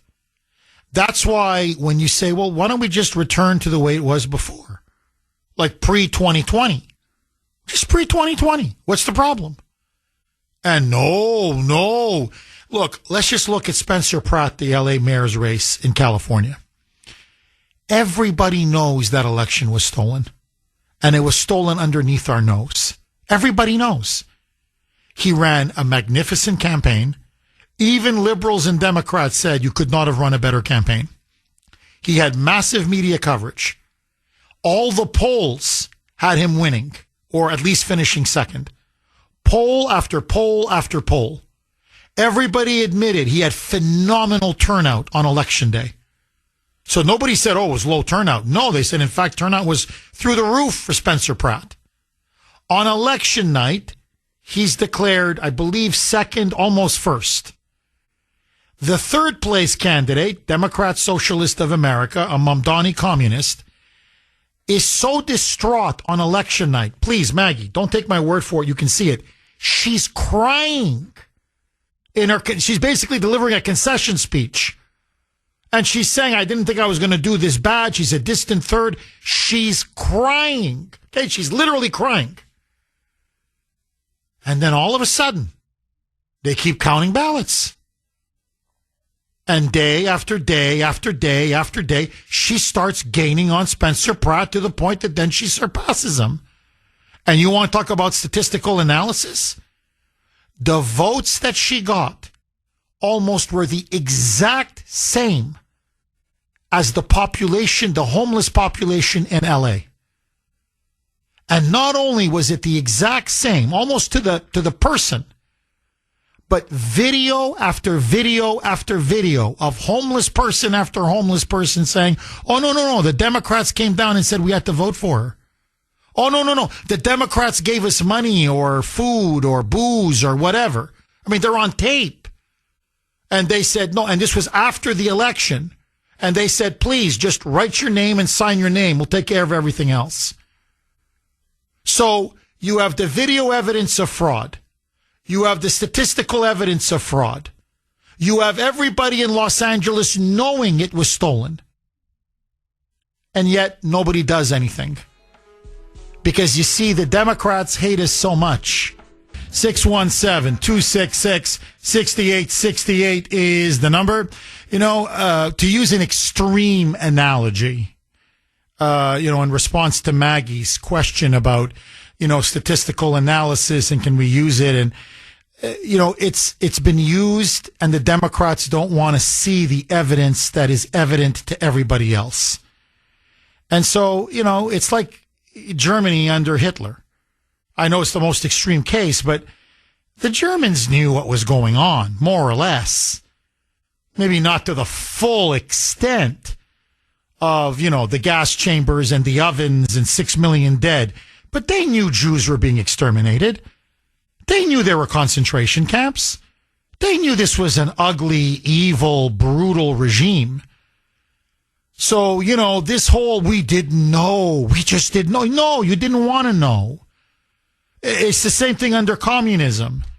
After the crimes of communism were exposed, especially with the Cold War over, all of these former communist apparatchiks, we had no idea it was this bad. No, you knew, you just didn't care. Because you were profiting from the system. So what I'm saying is, again, not to beat a dead horse, you've got Spencer Pratt in L.A. Everybody knows it was stolen from Spencer Pratt. Pratt knows it. Karen Bass knows it. The Republicans know it. The Democrats know it. The media knows it. Everybody knows it. It's impossible for a guy to be ahead on election night, having run the campaign and the polls that he had, and then 5-6 days later, to the exact number, almost to the person, of the homeless population, the person that finished third ends up, leapfrogging him and becoming second. And you've got all of this documentary evidence of one homeless person after another. I mean, what, they're all lying? Saying, no, Democrats came by, they offered me, whatever, $40 or $20 or a 6-pack of beer or, whatever. And they just said, sign your name. And I said, okay. So you have massive evidence that they had homeless people illegally voting after the election, after Tuesday. They said, no, this was on a Thursday or on a Friday or whatever. No. So you have evidence of rampant voter fraud, statistically correlating to almost the exact number of the homeless population, which went to the third place finisher. And that's the other thing. The election is now over. Now, right, Karen Bass, in theory, wins. But guess what the amazing thing was with all the vote counting? The so-called late mail-in ballots that Amy Coney Barrett blessed yesterday at the Supreme Court. They all went for the third place finisher. You would think, again, statistically, well, if Karen Bass won, right, the trend would continue. The late mail-in ballots would go for Bass. Nope. They didn't go for Bass or for Spencer Pratt. They all went by hundreds and hundreds of thousands of votes to the one who finished third. To the one who on election night, in front of an entire, televised audience with all her supporters, I lost. I tried so hard. I was on the city council. I did. She's bawling her eyes out that she lost. And then all of a sudden, nope, she actually finished second. So everybody knows it was stolen. Now, why, are the Democrats going to admit it? They'd be insane to admit it. They know they can't win an honest election. As Trump said yesterday, he said, how do you win an election? You want to raise people's taxes? You want to abolish prisons, literally? You want no police?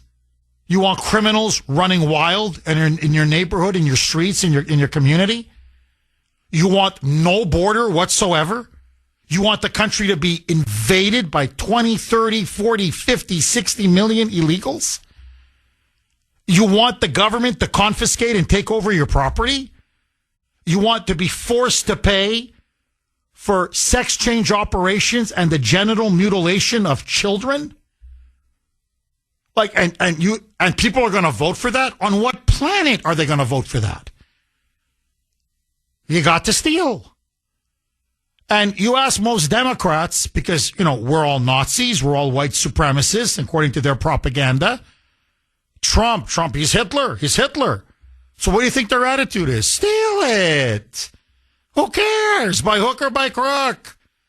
Just keep the evil Nazi Republicans out.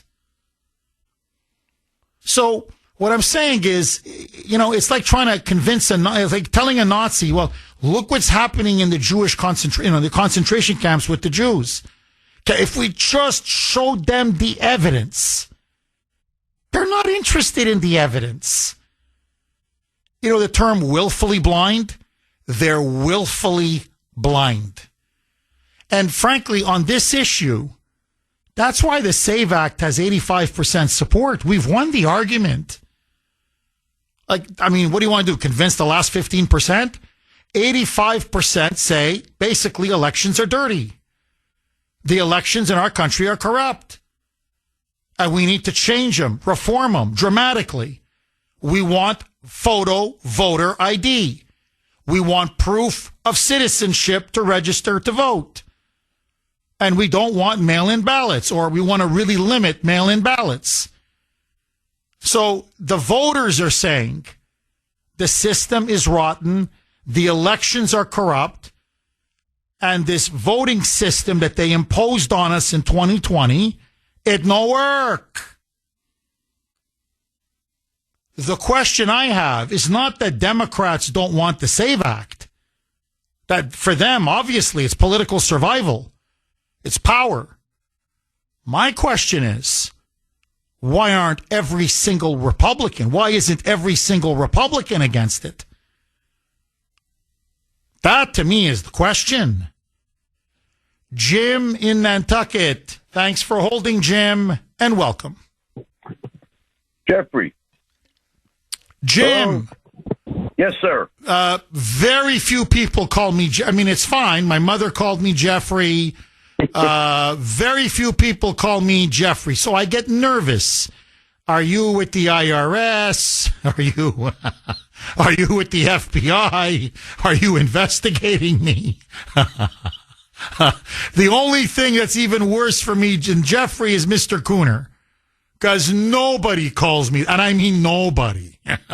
Then I get really nervous. So please go ahead, Jim. Well, I've been listening since day one, so that's why I call you Jeffrey. Well, thank you. That's a nice compliment. Thank you, Jim. And I think a big thing is we have all these holidays, and I think we should have Election Day as a national holiday, so everybody has a day off, and our duty is to go vote. I mean, my brother is like I am.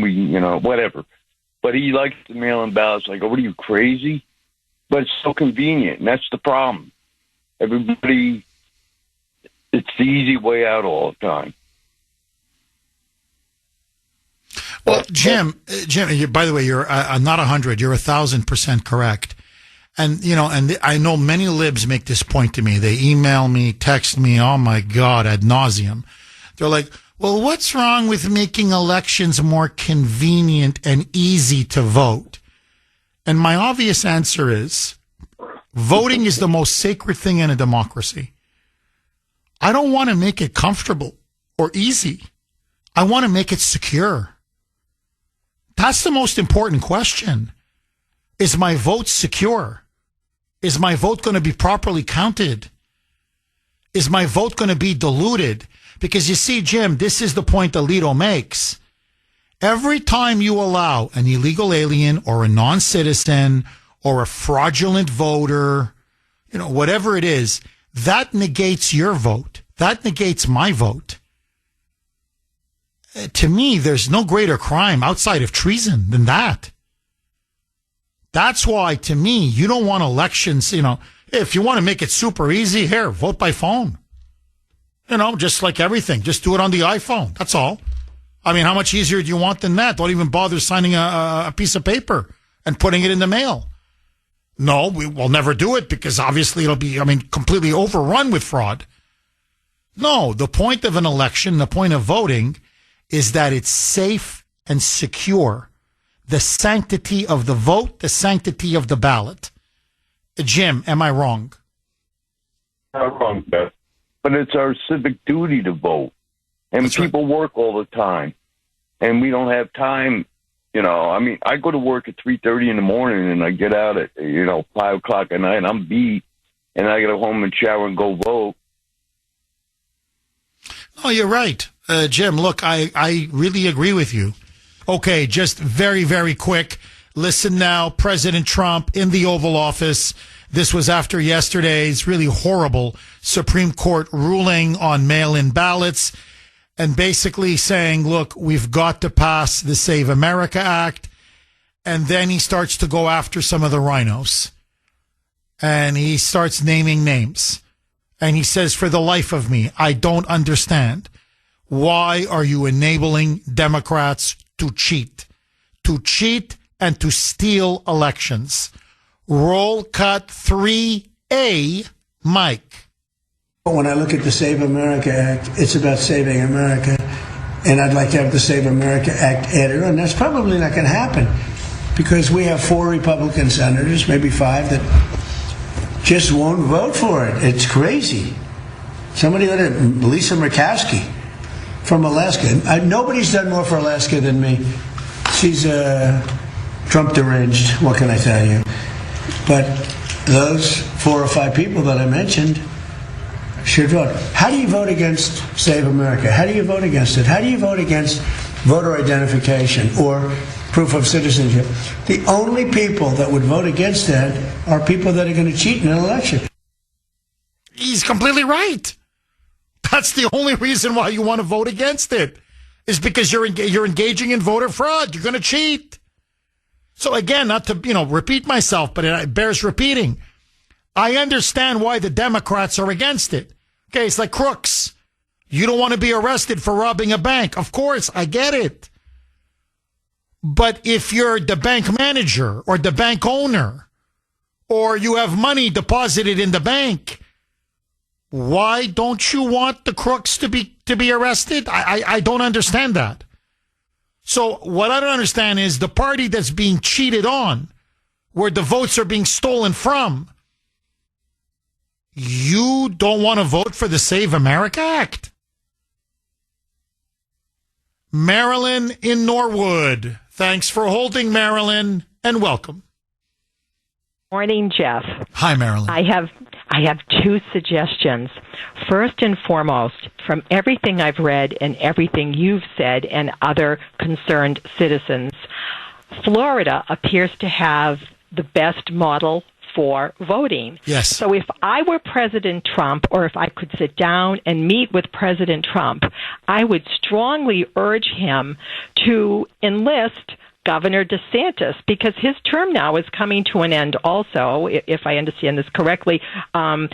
Donald Byron Donalds is running for governor. Yes. Okay, so Governor DeSantis, probably in tandem with Governor Vance, if he's available because of all that's going on in Iran, need to be the central exhibit the central leadership in analyzing and explaining, and this needs to be explained to the American public by the president in a nationwide speech once they have all the information, how it's done in Florida. And Florida should be the model for the nation. That's my first suggestion. I agree, Marilyn, and I promise I'll let you finish your point. Look, this is, I think, one of the weaknesses in the Trump administration. Overall, I think, as you know, I think it's a superb administration. I think he's got a world-class cabinet, a few exceptions, but I think overall he's got an incredibly talented cabinet. And I think he surrounded himself with literally top-notch people. The one thing it doesn't have, and I'm going to use a sports analogy, which is going to, people are going to say, why? You'll see what I mean. One of the greatest hockey players to ever play was Wayne Gretzky. Okay. Was he the greatest? Was he not? There's a debate, but clearly one of the greatest. Well, one of the reasons why he was able to succeed is there was a guy who was on the ice with him the whole time by the name of Dave Semenko. No one's ever heard of Dave Semenko, unless you're a die-hard hockey fan. Who is Dave Semenko? Dave Semenko was Wayne Gretzky's enforcer. He was a big Ukrainian from Western Canada, I think 6'5", 250, 260 pounds. The guy was a monster, and he could fight, and he could hit. I mean, he was tough. And if anybody was harassing Gretzky, taking a stick and, ripping away at his ankles or ripping away at his knees or harassing him on the ice or bullying him, or all Gretzky would do is just literally look at Semenko with his eyes and, this guy, just nod his head, this guy. And Semenko would take care of him. And after a while, nobody messed with Wayne Gretzky. Because if you messed with Wayne Gretzky, you're messing with Dave Semenko. Now, long story short, all the great presidents, I don't care, it can go, Reagan, Nixon, I'm talking on the Republican side, Eisenhower, it doesn't matter, Lincoln, they had their own Dave Semenko. And by the way, so did FDR, so did John F. Kennedy, obviously Bill Clinton, he had nothing but Dave Semenkos. What I'm saying is, you need a political tough guy. You need an enforcer who can go to Congress and crack heads. He's the Dave Semenko, not just against the opposition, the Democrats, say if you're a Republican, but to the rhinos. You need a guy, whether it's the chief of staff, there's a role, top political advisor, whatever. And when this guy comes into a room and the president just goes, with the head, just a nod, take care of John Thune for me, okay? He's giving me a hard time. And you walk into Thune, and by the time this guy's done, Thune's face is, white as a ghost, and all of a sudden he's going to pass that SAVE Act for you. So what I'm saying is you need a political tough guy that is not afraid to go into Congress, even when it's your own party, maybe bribe them or entice them a little bit or intimidate them or whatever it is. But you're going to switch votes. Elisa Murkowski, you're a no. Now you're going to be a yes or whatever. These pictures of you are going to go to the media. I don't know. I'm just giving you an example. Or your finances. You really want the Department of Justice investigating that the way you guys are making money? That doesn't look kosher to me. What I'm saying is every president has that enforcer. Trump doesn't have that enforcer. That's the problem. In a way, he's his own enforcer. But he's not, and I mean this as a compliment, he's a nice guy. Deep down, he doesn't really want to hurt anybody. You understand? So he yells, he screams, he threatens, he cajoles.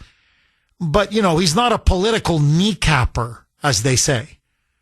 You need a political kneecapper. You need, in other words, what Roger Stone was for Nixon. Okay? And there were others for Reagan. You need the votes. They're going to get you the votes. Because these guys, they take no prisoners. He doesn't have that. DeSantis, to his credit, has that. DeSantis put together an incredible electoral system in Florida, but there were many Republicans who were initially opposed to it. but he had his political enforcer. And first they started no, and then by the time his people were done, it became a yes. And I don't know if DeSantis can be that enforcer, but that's the one thing Trump needs, and that's the one thing he doesn't have right now. But anyway, please go ahead, Marilyn. Finish your second point. Oh, okay. And I'm going to actually add one additional minor comment. The other thing regarding California and Governor Newsom, for his term in office so far, continues to market the state as the world leader in technology. It's the innovation economy. It's the third, fourth, or fifth largest economy in the world. Well, by nature of the, pardon my French, ass backwards, embarrassing fourth world voting system in place where 2 weeks after election, or 5 weeks after election, they're still counting votes.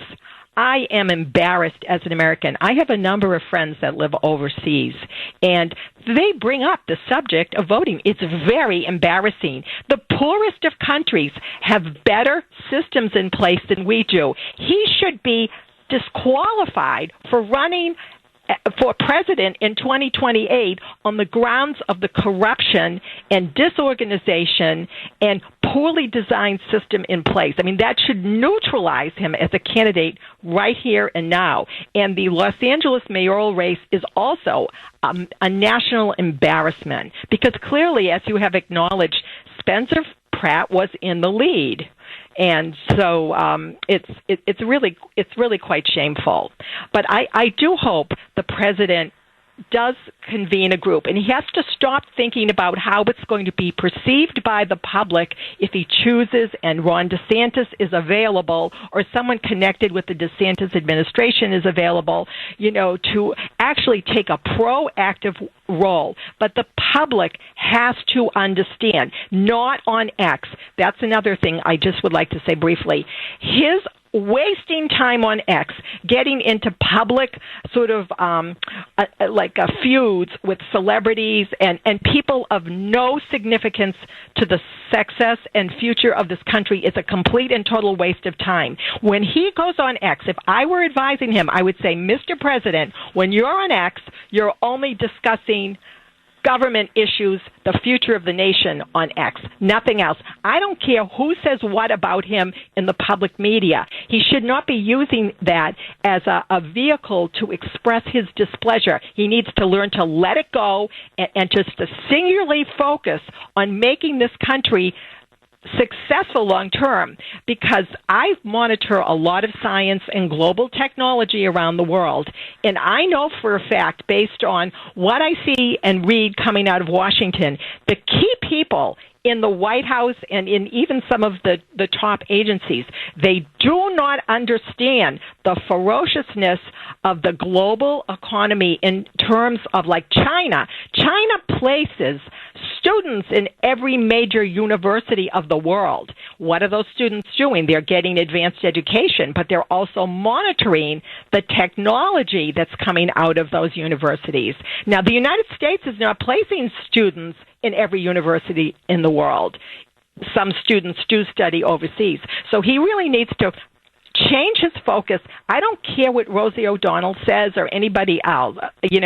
It's got to be focused exclusively on the country. So any communication on X has to be about the country, the future success of the country, and nothing more. But more importantly, he needs to, after this is addressed, and hopefully it will be addressed between now and November in terms of what needs to be done, he needs to get on television and have a 9 p.m.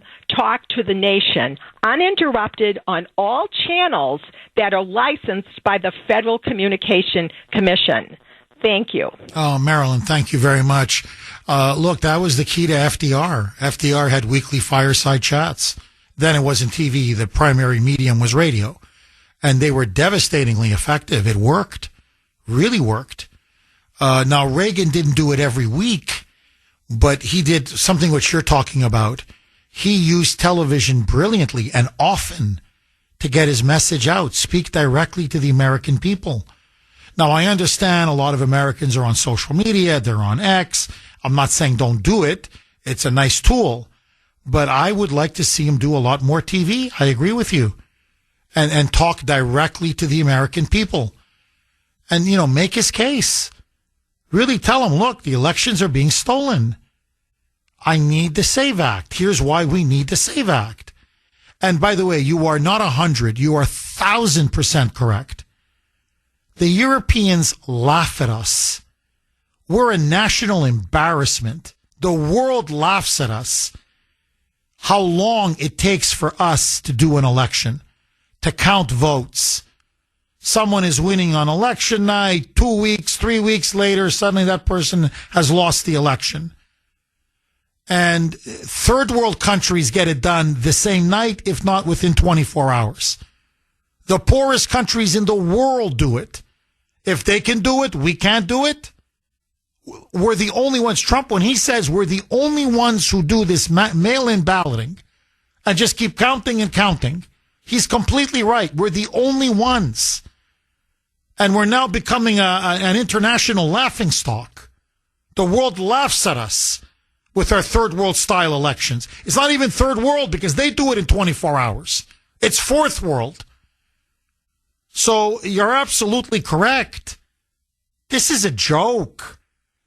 That's why the Supreme Court yesterday, look, if any of them had any patriotism, any pride, any civic sense of loyalty to this country, it should have been 9-0. No, you're not going to count mail-in ballots after Election Day. No, we're not going to joke around with something that's postmarked because we know you can change a postmark. No, this is not going to make our elections free, fair, honest, or secure. No. You want mail-in balloting? All the ballots have to arrive by Election Day. That's it. That's it. They don't arrive by Election Day. They come 1 minute after midnight. That's it. They're not valid. Bye. Okay, at a bare minimum. That should have been the decision yesterday. Instead, everybody's for sale or everybody's intimidated. Marilyn, thank you very much for that call. And honestly, that's what it is now. Either you're for sale or you're like Amy Coney Barrett and you're afraid of your own shadow. Well, if you're afraid of your own shadow, I'm sorry, don't be a Supreme Court justice. I'm not trying to be cruel or harsh, but it's one of the most important jobs in the world. It's you're making immense decisions that are going to have an immense consequence for our country.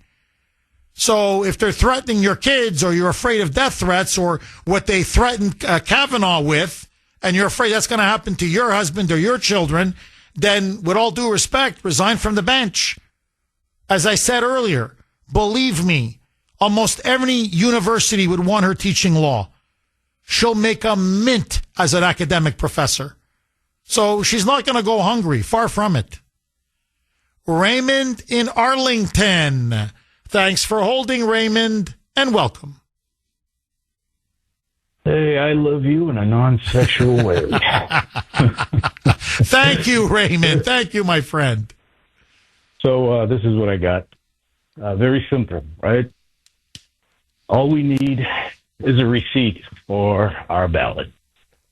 Done. Well, that would also be nice. I agree with you. I mean, if we're going to use a mail-in ballot, can we at least get a receipt that it was counted?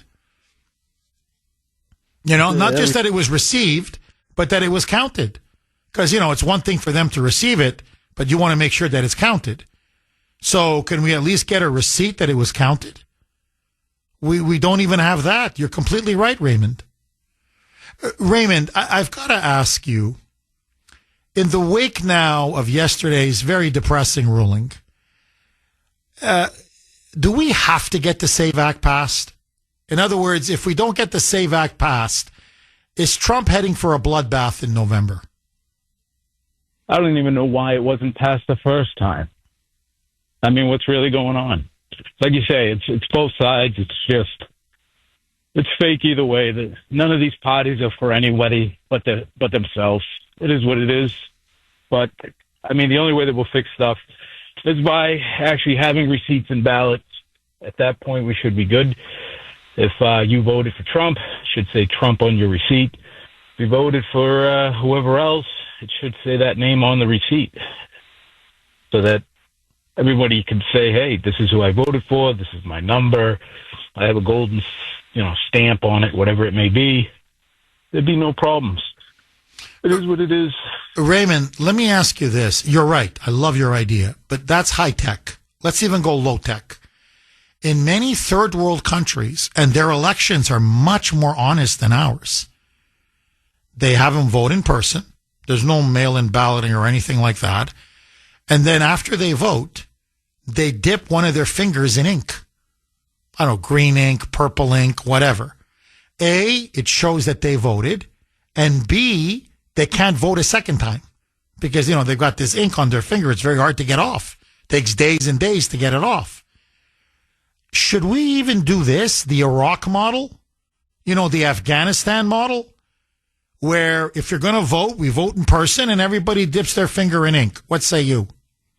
No. There's way too many people. It's impossible to do. We need an algorithm with a sophisticated computer system where you can't go twice, and it has to be by a reputable person. It can't be somebody that's working and putting extra votes. It has to be something that's, the big boys can take care of at the DOJ or NSA. One of those guys, something that you can't crack, that gives you your receipt or your identity. We all have Social Security numbers. Something that way. I mean, that's the only possible way to do it. Nobody's going to go and stand in line and get their finger, inked. I think that'd be a disaster in itself. Interesting. Raymond, thank you very much for that call. 617-266-6868 is the number. Look, at a bare minimum, we should have photo ID to vote. Photo ID. Not just an ID, but a picture. So it's you. We know it's you. The address on the ID with the address, the person registered to vote, Jeff Kuhner, the face matches the address. Okay? That's number one. We should definitely have proof of citizenship to be registered to vote. Only American citizens should vote in American elections. And preferably, one day, everybody votes in person, with a few exceptions, and in-person balloting, and preferably paper ballots. Joe in Bridgewater. Thanks for holding, Joe, and welcome.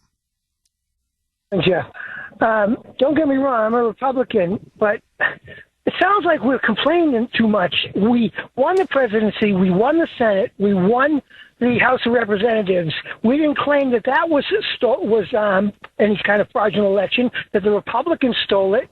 And why did they let Steve Hilton win? He didn't win by hundreds of thousands of votes. And when I feel like what we're doing is we're saying if we win, it's a election went fine. If we lose, it's because it was stolen. So it's like heads we win, tails you lose. There's no possible way that we could ever lose an election when we know the country swings back and forth. We're basically a 50-50 nation.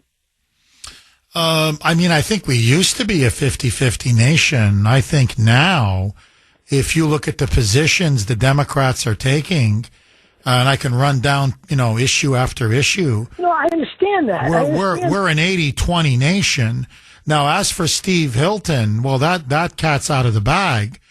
Democrats admitted that if they stole that one, it would be way too obvious because Trump made such a stink about Spencer Pratt. And they did steal it from Spencer Pratt. There's no question they stole it from Spencer Pratt.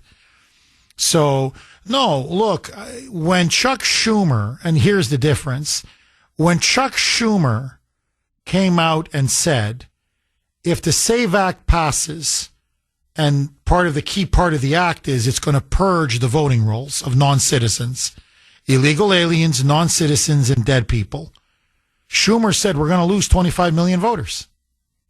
He admitted it, inadvertently, but he admitted it.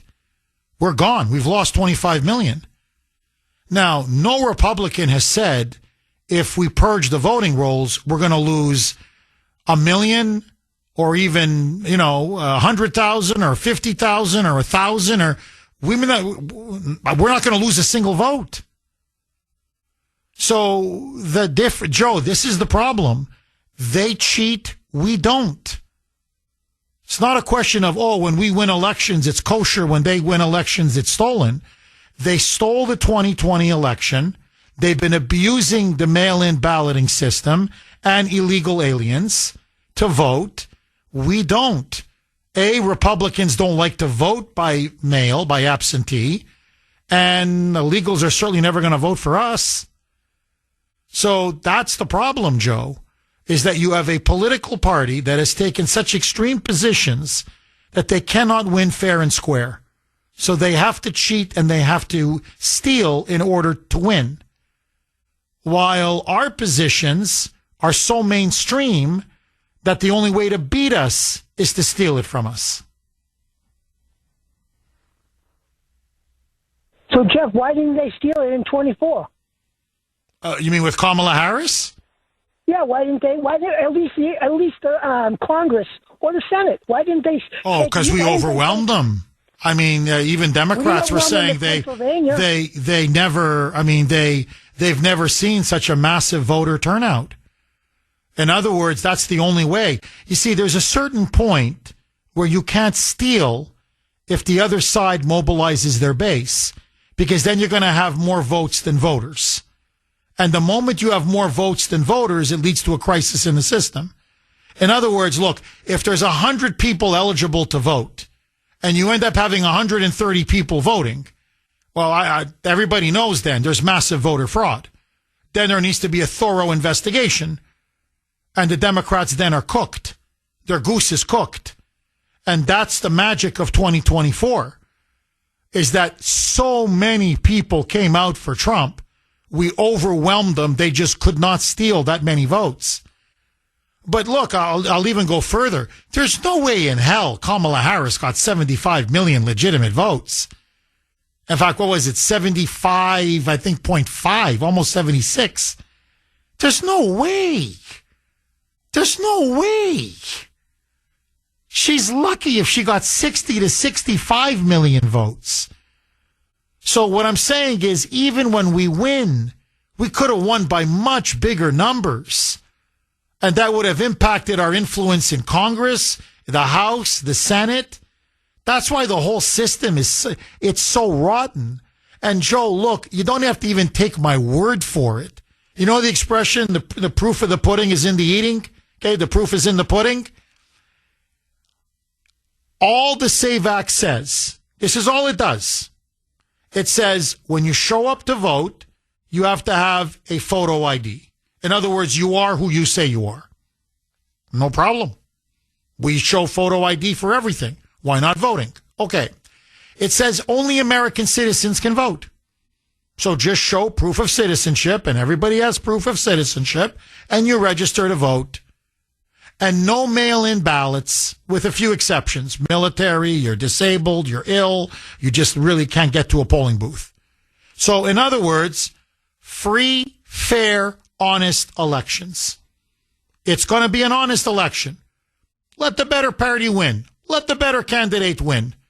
Let the party with the better issues win. The Democrats are all set against it.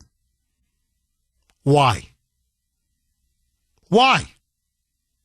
Unless you want to cheat, why would you be against honest, free, fair elections? And I'll tell you why, Joe. Because they don't have American citizens voting. They have many non-citizens and illegals voting. They abuse the mail-in balloting system. We know that. We've caught them repeatedly. And because they have illegals and non-citizens vote, they don't want photo ID. So their opposition to the SAVE Act. Anthony in New Hampshire. Thanks for holding, Anthony, and welcome. Well, Jeff, as always, thank you for having me. Joe, I'm sorry, buddy, but if one vote like mine gets negated by somebody who shouldn't be voting, that's a tragedy for this country.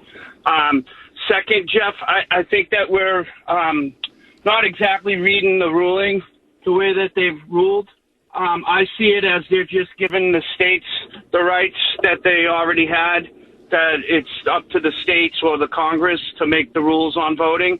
And it's a tragedy that Congress isn't making a ruling to stop the steals. I'm so sick of the Democrats when you try to say, but there's fraud in the elections, and they say, oh, no, you're wrong, Anthony. There was independent research done by the Heritage Foundation or the Center for Justice, did studies, and they proved that there's no fraud going on. Really? So you're okay with independent organizations having access to our voter rolls, but you're against the government from checking on that? Do explain. And they got nothing to say back because those centers the Heritage Foundation, they didn't have access to the voter rolls because if they did, they would have seen the fraud. Oh, Anthony, you're completely correct. And the institute they cite is the Brookings Institution. That's the one they always cite, which did this bogus study. By the way, the Brookings Institution is a front for the Democratic Party. I mean, that's all they do is write policy papers to support the Democrats. So it's a Democrat think tank, and the Democrat think tank says, no, there's no voter fraud. Anthony, I want to get your take on something President Trump said yesterday, because his point was it's not just that there's election corruption, rampant voter fraud, election theft. He goes, it's worse than that. Because it's not like it used to be, the two-party system, Republicans and Democrats, which, you know, as they used to say, was Tweedledoo and Tweedledum, that the parties, for the most part, were very close on most of the issues. And so, you know, John F. Kennedy or Richard Nixon or, you know, take your pick, they may disagree a little bit on taxes or spending or foreign policy, but overall, they were patriots and they accepted the American system. He says now they're stealing elections in order to perpetuate a communist, literally a communist takeover of the United States. In other words, voter fraud is the key to the communist revolution and to the communist usurpation, the takeover of our nation. Listen now to President Trump, and I want to get your reaction. The reporters were asking about the ruling, and then they asked him about Mamdani and how Mamdani now says he is the poster child for socialist communist candidates running now under the Democrat banner in the primaries and now in November. Listen to Trump's response. Roll cut 7, Mike. Mamdani said in an interview this week that he was open to being the poster child for socialist candidates. Are you worried about more socialist candidates across the United States? I think it's a big threat to our nation, actually, because it's not socialism, it's really communism. They use the word social democrat because it sounds so nice, but it's really communism you're talking about. I think it's the biggest threat to our nation there is, maybe since our founding. That includes World War I, World War II, September 11th. It includes the Pearl Harbor attack. I think this is the biggest threat to our nation. People will smile when I say that, but the smart people are going to say, you know, he's probably right. It's basically introducing communism into the United States of America. There's never been anything so dangerous. He says there's never been anything so dangerous. I believe he's completely right. And if they continue to steal elections, they're going to steal it on behalf of the commies, and then the communists will take over. And once they do, America, as we know it, will be finished. Anthony, agree, disagree?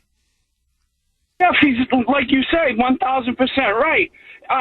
The problem is that the Democrats took over the education system, and these idiots don't understand what they're voting for. They think that, like, the fire stations, the health hospitals, and the city workers, and all that's socialism. But what they don't understand is socialism takes over all aspects of the business industries. You have private businesses that do all those things. They do everything. If it was a communist socialist system, then there would be no private businesses doing that because the government would own those businesses. And these idiots don't understand what they're voting for. They don't understand why Cubans would pile on boats and float across the ocean, risking their lives to escape communism, where, they have the greatest public education system and they have health care in Cuba. Yeah, but you look at their lifestyle. They're all living in poverty. This is envy and jealousy of the rich as well. When you brainwash people into thinking what they have should be mine, and you make that justifiable to take from them and give to me, you lose the country, and that's where we're at. Anthony, people are saying now, if you look at a lot of these races, it's the issue of Hamas and the issue of Israel. And really now this virulent, disgusting anti-Semitism that is really, really lighting the fire under a lot of these Democrat Socialists of America candidates and their voters. Medicare for all, Obamacare, that didn't pop for them. Transgenderism, that didn't pop for them. Climate change, that didn't pop for them. But the moment they said it's time to hate the Jews, the moment they said it's time to wipe Israel off the face of the earth, the moment they said it's time to support Islamist jihadists and terrorists like Hamas or Hezbollah or, in fact, the mullahs in Iran, and man, their popularity skyrocketed. Is this part of the education system as well that you're talking about? This indoctrination, not just against white people or against America, but in particular against Jews and Israel. What say you? The Jewish issue is really big in my heart because when my family got divorced, I was basically raised in a Jewish community center as a Catholic boy, and they openly embraced me and didn't care what religion I was, and they took care of me while I should have been sitting on the streets with all the scumbags. The problem is exactly the education system. Somewhere along the line, they've taught the Democrats that the party switched way back when they erased all of the history of the Democrat Party being racist all the way up into the late 50s and 60s. They voted against all the racial issues in the wrong way. Republicans freed the slaves, and they erased that from the vocabulary of any Democrat in the planet. They have turned back to their racist, true ways, and now they hate the Jewish people for the color of their skin and for the religion that they believe in. It's disgusting. And the fact that they've been able to say that there was a great switch when there wasn't, and perpetrated this myth that all the Democrats switched to Republicans back then, it's one of the biggest tragedies and part of the reason why we're facing what we're facing now. Anthony, as always, thank you so much for that call, my friend. Ken in Weymouth. Thanks for holding, Ken, and welcome. Hey, Jeff, how you doing? Ken, I'd like to say this. If the American people have across the board, let's just say it's 3/4 of the American people want the Save America Act. Well, when the politicians don't listen to them, they're not representing them. So why not just suspend the elections until the politicians be brought down? You're looking for an enforcer. I think we're the enforcer. They're not doing the will of the people. We always hear government for the people and by the people, and it's a representative republic. They're not representing the public. They're not representing their voter base, okay? And you can even look at the Democrat Party. 70% want this. So that's the problem. And I think we're being lost, and, they're playing dirty pool, and we're playing basically by the rules. No, we're not. we're not representing the people that put us in office. And if they're being paid off, well, then I consider that treason, don't you, Jeff? Oh, I agree. Oh, I think, Ken, you hit the nail right on the head. If we live in a representative democracy, then where's the representation? So just to put an exclamation point to that, really, that great call that we had just before the break. No, there's something called recall, which is used in other countries. We've also used it in some states here in America. So it's not completely new or foreign to the United States, which essentially, I'm just going to give you the basics. You know, after a certain period of time in office, whatever, 6 months, 9 months, whatever, a year, when it comes to a senator or a member of Congress, if you're not happy with that member of Congress's performance, here, Lisa Murkowski or Susan Collins or Mitch McConnell or Tom Tillis or all these people blocking the SAVE Act, saying, look, there's 85% overwhelming bipartisan support, Republicans, Democrats, Independents. We want honest, free, fair, secure elections. Period. That's it. No discussion, no debate. If they're not going to do the will of the people, if they're not going to represent us, i.e., right, no taxation without representation, which was the reason why we fought the American Revolution and won our independence, well, then you gather enough signatures, whatever that is, 50,000, 100,000, whatever the number is.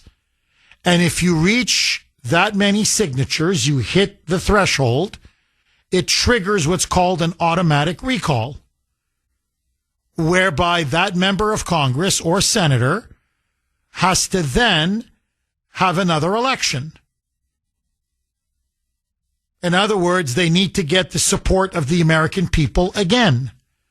Now, I'm telling you, just the threat of a recall is going to put most of them in line, because they don't want to have to fight an early election knowing that the American people are so disappointed in their behavior and how they're conducting themselves. And, you know, that gives us a lot more control. It frankly puts a leash on these politicians and says, you know, you don't deliver on your promises, we can yank that leash and trigger a recall election where either you're primaried or you're out and out defeated by the other party. So, you know, I'm not saying it's a silver bullet, but I think it's something we should all seriously consider. And I think now it would be devastatingly effective against some of these rhinos. I'll tell you this, Murkowski would get her clock cleaned in a recall. So she'd be facing political suicide if she kept defying the will of Alaskan voters over the SAVE Act. Bill in Raynham. Thanks for holding, Bill, and welcome. Thank you, Jeff, for taking my call. My pleasure, Bill. About last fall, I got a census. We filled it out. My wife filled it out. And after we get it filled out, we took it directly to the post office. We mailed the census inside the post office. So about two weeks ago, I got a couple of mailer cards from the elections board at Town Hall telling me I had to re-register to vote. So we made those cards out. I brought them personally into the office at City Hall, and I say, I got these cards because they get taken off the voter rolls. And the lady goes, yeah. I go, well, I'll tell you, I made out the census last fall, and I delivered it inside the post office. Obviously, you people never got it. And she agreed. And she said, oh, we've been having trouble with the mail.